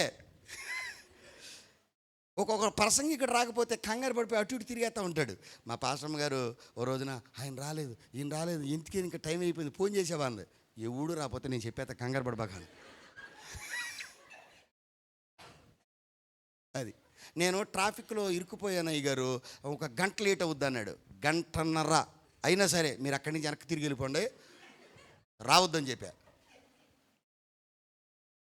జంగారెడ్డిగూడెంలో దేవుని పిల్లారు సిఎస్ఐ చర్చి ఫాదర్ గారు ఎక్కడో వాక్య విని రోడ్డు అమ్మటి వెళ్తా వాక్య విని ఆ పాస్టర్ గారిని పిలిచి, ఆ పాస్టర్ గారు ఎవరో వచ్చే జనవరికి నన్ను కాస్త డిసెంబర్ క్రిస్మస్ పండుగ బుక్ చేయండి సార్ ఆయన్ని మా సిఎస్ఐ చర్చికి అని చెప్పాడు. చెప్తే దేవుని పిల్లారా ఈ పాస్టర్ గారు నన్ను అప్రోచ్ అయ్యి అలాగే బుక్ చేశాడు. ఎన్నింటికి రమ్మంటారని అడుగుతాను నేను, ముందు నాకు ఎన్ని గంటలకు ఇస్తారు టైం అని అడుగుతాను. పలానా టైం అనగానే సరే దూరం కదా అని చెప్పి 8 ఇచ్చేస్తాం అయ్య గారు, మీరు 7 వచ్చేయండి అంటే 7:30 వెళ్ళిపోయాను. మంచి ఏసీ రూమ్ బాగుంది, అన్నీ పెట్టారు. దేవుని పిల్లల మంచి షెడ్డర్ షోపేత మాకు దొరికింది తిండి, మీకు ఎక్కడ దొరుకుద్ది, మీకు దొరకదు, మాకు అన్నీ పెట్టారు మేకపోతున్న బలిచ్చినట్టు. దేవుని పిల్లలు 1, 2, 3 తింటా ఉండండి అన్నాడు. 7:30 అయింది రాట్లా, 8 అయింది రాట్లా, 8:30 అయింది రాట్లా, కడుపు పోతుంది తిని 7 దొంపది హగా. దేవుని పిల్లారా స్క్రిప్ట్లు అన్నాడు, అయ్యి అన్నాడు, ఇయ్యి అన్నాడు. సరే వేసుకుంటే వేసుకున్నావు, వాక్యం లేదు. 9:15 వచ్చే మరి మన మధ్యకి గుడివాడ నుండి చాలా దూరం నుంచి వచ్చిన పాస్టర్ గారు ఇప్పుడు వాక్యాన్ని పంచుకుంటారు, 1/2 గంట అన్నాడు. 1/2 గంట అసలు నాకు ఈ బొగ్గింజిని అందుకునేసరికి 1/2 గంట ఆడద్ది. 1/2 గంట అన్నాడు. నాకు అసలు ఇక పైన పోయింది. రైట్ ఓకే అయ్యగారు సరిపోద్దా అంటున్నాడు. టైం ఏంటిది, వామిని బడి తినేవాడికి 1/2 గంట ఏం సరిపోయిద్ది. సరే నీకు ప్రసంగికుడిని అమ్మ ఇప్పుడు బత్తాయి పిండారు, ఏ రసం అవుతుంది, నిమ్మకాయ పిండితే, మామిడికాయ పిండితే, అట్లాగే ప్రసంగికుడికి టైం ఇచ్చి పిండుకుంటే ప్రసంగం అవుతుంది. మీకు అర్థమైందా? అది ఎంత అన్నాడు. సర్లే అని చెప్పి కట్టే వచ్చే పెట్టే అని చెప్పేసి 12 నిమిషాలకి ముగిచ్చేసి మైకాళ్ళ చేతికి ఇచ్చేసి, అయ్యగారు రూమ్లో కూర్చోమంటారా అన్న. కూర్చోండి సార్ వచ్చేస్తున్నాను నేను అన్నాడు. సరాసరి దేవుని పిల్లలు నాకు ఎస్కార్ట్స్ని 2 ఇచ్చాడు. వాళ్ళు నాకంటే బ్రహ్మాండంగా ఉన్నారు, వాళ్ళకంటే ముందు నడిచేస్తుంది.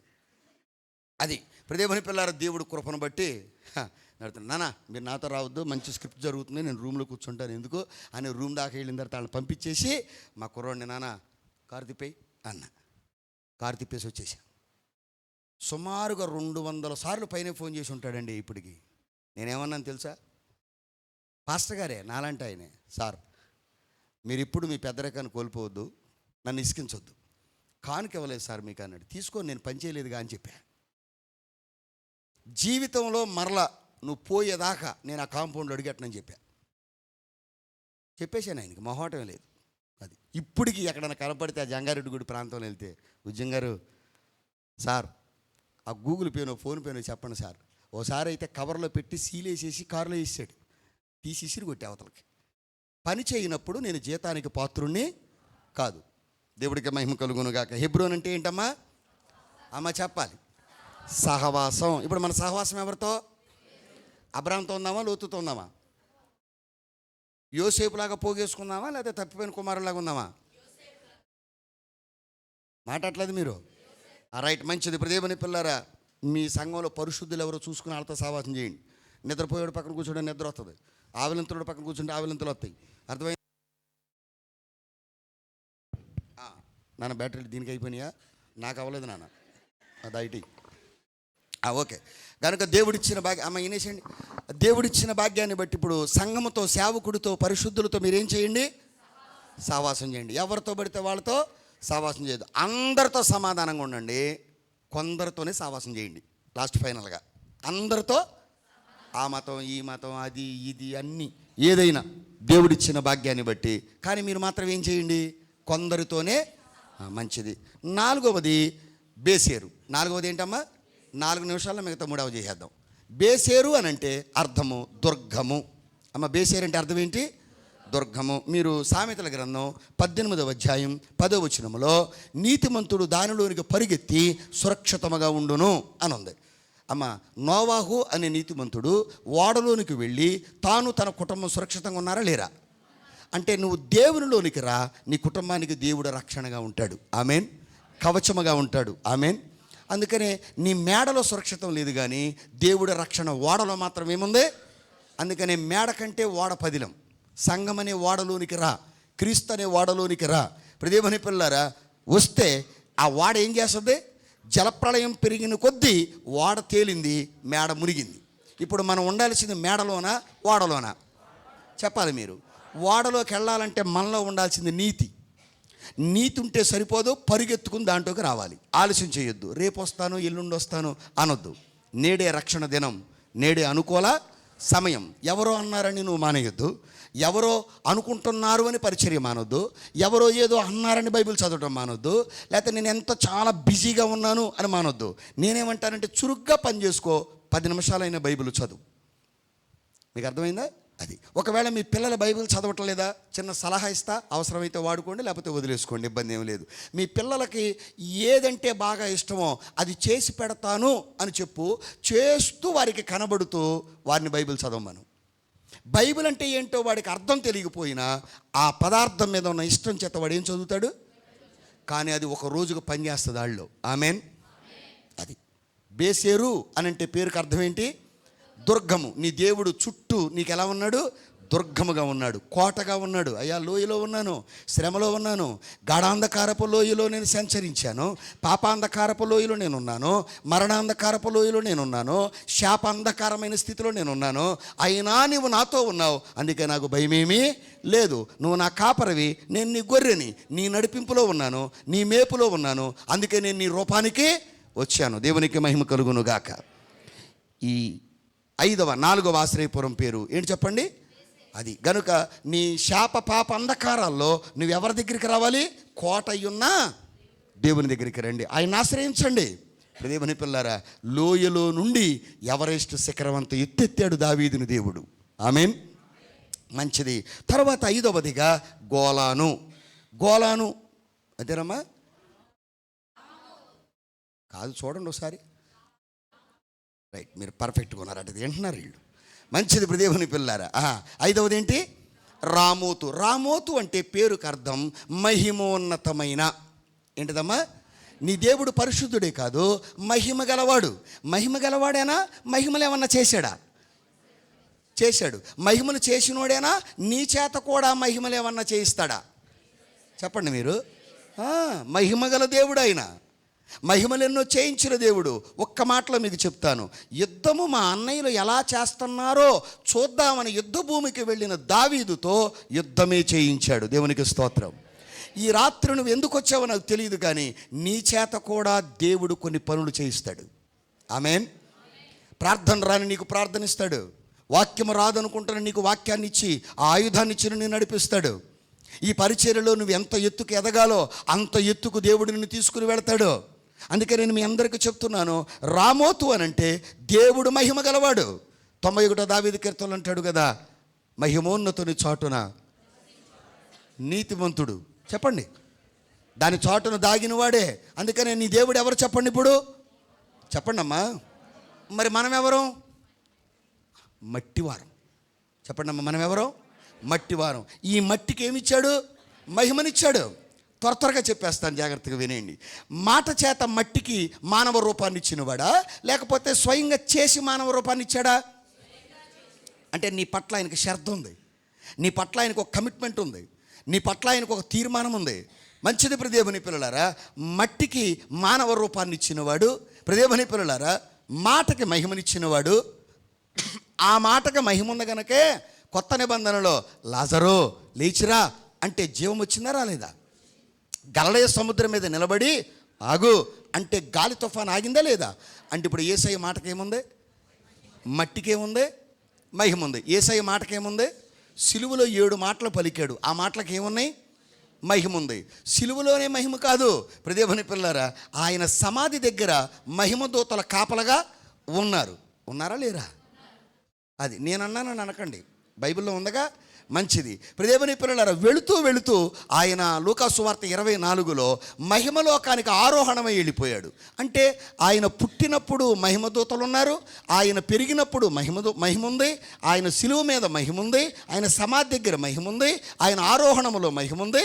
రేపు 2వ రాకడలో షకీన మేఘం అనే మహిమ మేఘం మీద ఆయన రాబోతున్నాడు. ఆమేన్. అందుకే నీ సంఘానికి కూడా ఏముంది అంటే మహిమ ఉంది. అందుకే ఆయన రామోతు, అయ్యా నేను మట్టిని, నువ్వు మహిమగల దేవుడివి, ఆ మహిమలోకానికి రావడానికే నేను కూడా మహిమగా మారాలి. ఆ మారడానికి ఆశ్రయపురానికి పరిగెత్తుకుని రావాలి. దేవుడికి మహిమ కలుగును గాక. ఫేస్ మారాలని మనం బ్యూటీ క్లినిక్కి వెళ్తున్నారు చాలామంది, మాట్లాడలేదు. ఆత్మ మారటానికి it's a spiritual clinic in the church. నీ ఆత్మని చక్కటి అందమైన సౌందర్యంగా మార్చేది ఏది చెప్పండి? దేవాలయం. ఇది స్పిరిచువల్ క్లినిక్. ఇది ఇక్కడికి రండి. నీ ఆత్మకున్న ప్రతి వ్యాధిని తొలగిస్తాడు, మంచి గ్లో ఇస్తాడు భవిష్యత్తుకి. ఆమేన్. 6వది చిట్ట చివరిదే గోలాను అని అంటే పేరుకు అర్థం చుట్టు ప్రదేశం. ఏంటిదమ్మా? చుట్టు ప్రదేశం. యోబు చుట్టూ దేవుడు ఏం వేశాడు? యెరూషలేము చుట్టూ ఏమున్నాయి? కొండలు ఉన్నాయి. ఏమున్నాయి? అది నీ చుట్టూ కూడా దేవుడు ఏం వేశాడు? కంచె వేశాడు. ఆ కంచె పేరు వాక్యం, ఆ కంచె పేరు రక్తం, ఆ కంచె పేరు ప్రియదేవుని పిల్లలారా ప్రార్థన, వాగ్దానం. ఈ కంచె అంచు కూడా దాటి అపవాది ఇంచు కూడా లోపలికి రాడు. దేవుడికే మహిమ కలుగును గాక. యేసయ్య రక్తాన్ని దాటి వచ్చే దమ్ము ధైర్యం దానికి ఉందంటారా? మాట్లాడలేదు మీరు. యోబు చుట్టూ కంచేసావు, కానీ యోబు చుట్టూ వేసిన కంచె యోబుకు కూడా తెలియదు, కానీ అపవాదికి నీ చుట్టూ వేయబడిన కంచె నీకు తెలియదు, కానీ అపవాదిగాడికి. అందుకే ప్రభు అంటాడు, నీకు ప్రాణం మీద అధికారం ఏం లేదు, శరీరం మీద అధికారం ఇచ్చాను పొమ్మన్నాడు.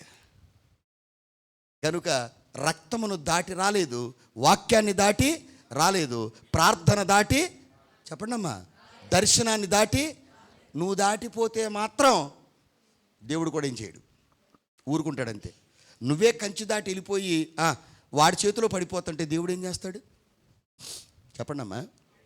అది రే ఆ పిల్లోడు సావాసానికి వెళ్ళొద్దురా అని అమ్మా నాన్న చెప్పినప్పుడు నువ్వు ఆగితే ఆ పిల్లోడిని ఆపొచ్చు. నువ్వే ఆడి ఇంటికి వెళ్ళిపోతుంటే ఆడిని ఆపుతాం? మాట్లాడలేదు. అది అందుకని పాపాన్ని తెచ్చిపెట్టింది అపవాది, దాన్ని ఆహ్వానించింది మాత్రం మనిషి. మీకు అర్థమైందా? నువ్వు ఆహ్వానించకుండా ఉంటే నీకెంత మేలైన దేవుడు చేస్తాడు. అందుకని మన చుట్టూ దేవుడు ఏం వేశాడు? ఇప్పుడు కంచి వేశాడు. అమ్మ ఏం వేశాడు?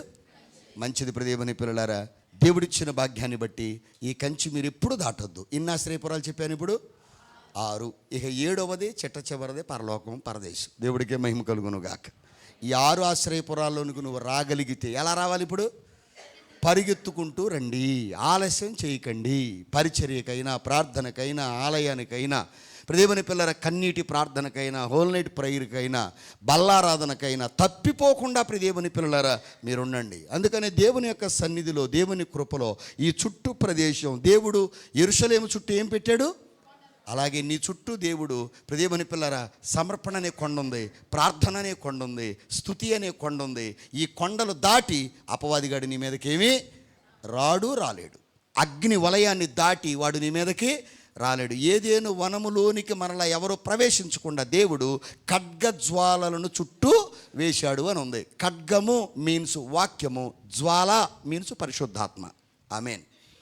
వాక్యాన్ని, ఆత్మను దాటి ఏ పాపం నీ మీదకి రాదు. ఖడ్గం ఇటు నడుస్తుంటే జ్వాల ఇటు వెళ్తుంది.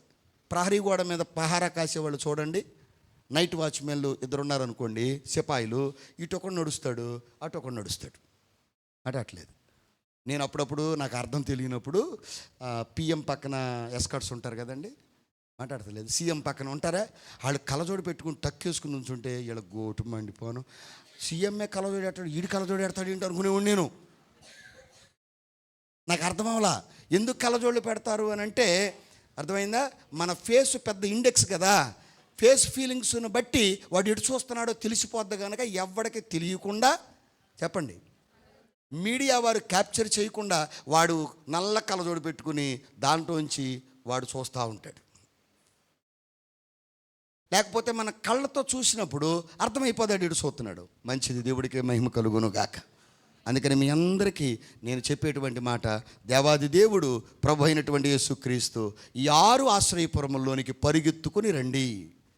పరిగెత్తుకొస్తే దేవుడు మన కార్యాలన్నీ చేస్తాడు. ఎలాంటి వారు వస్తారు ఆశ్రయపురాలకు అని చెప్తున్నాను. ఇప్పుడు నేరం చేసిన వాడు వస్తాడు, కొట్టబడిన వాడు వస్తాడు, బాధపడిన వాడు వస్తాడు, వెలివేయబడిన వాడు వస్తాడు, ప్రదేమని పిల్లలు ఆదరణ కోల్పోయినోడు వస్తాడు, అప్పులు తీరనోడు వస్తాడు, మోసపోయినోడు వస్తాడు. వస్తాడా రాడా? వచ్చిన వాడిని సంఘంగా చేర్చుకోండి, ఆలయంగా చేర్చుకోండి, విశ్వాసులుగా చేర్చుకోండి. ప్రదేమని పిల్లరా వారి కొరకు మీరు భారము కలిగి ప్రార్థన చేయండి. అప్పుడు ఈ 6 ఆశ్రయపురముల్లోనికి వచ్చిన వారిని దేవుడు గొప్పగా ఆశీర్వదిస్తాడు. అందుకని దేవుడు మనకు ఆశ్రయమై ఉన్నాడు, మన సంఘం మనకు ఆశ్రయమై ఉంది, మన ఆలయం మనకు ఆశ్రయమై ఉంది, మన సిలువ మనకు ఆశ్రయమై ఉంది. కనుక దేవుని పిల్లలారా, ఈ 6 ఆశ్రయపురాలకు వచ్చిన వాడు చివరికి పరలోకమనే ఆశ్రయ స్థానానికి వెళతాడు. అందుకని ప్రభు అంటాడు కదా, నిశ్చయముగా నీవు నాతో కూడా పరదేశులో ఉండు. ఆమేన్. అట్టి వాగ్దానం ఈ ఆశ్రయపురముల ద్వారా పొందుకునే ధన్యత దేవాది దేవుడు ఈ సంవత్సరాంతపు 12వ మాసములో దేవాది దేవుడు మీ అందరికీ దయచేయునుగాక. పరిశుద్ధుడైన మా తండ్రి, దయగలిగిన దేవా, బిడ్డలను దీవించండి. విస్తరించి మాట్లాడుకున్నాం. విస్తారమైన మాటలు, లోకపు మాటల్లో దోషం ఉంది కానీ నీ మాటల్లో పరిహారం ఉంది.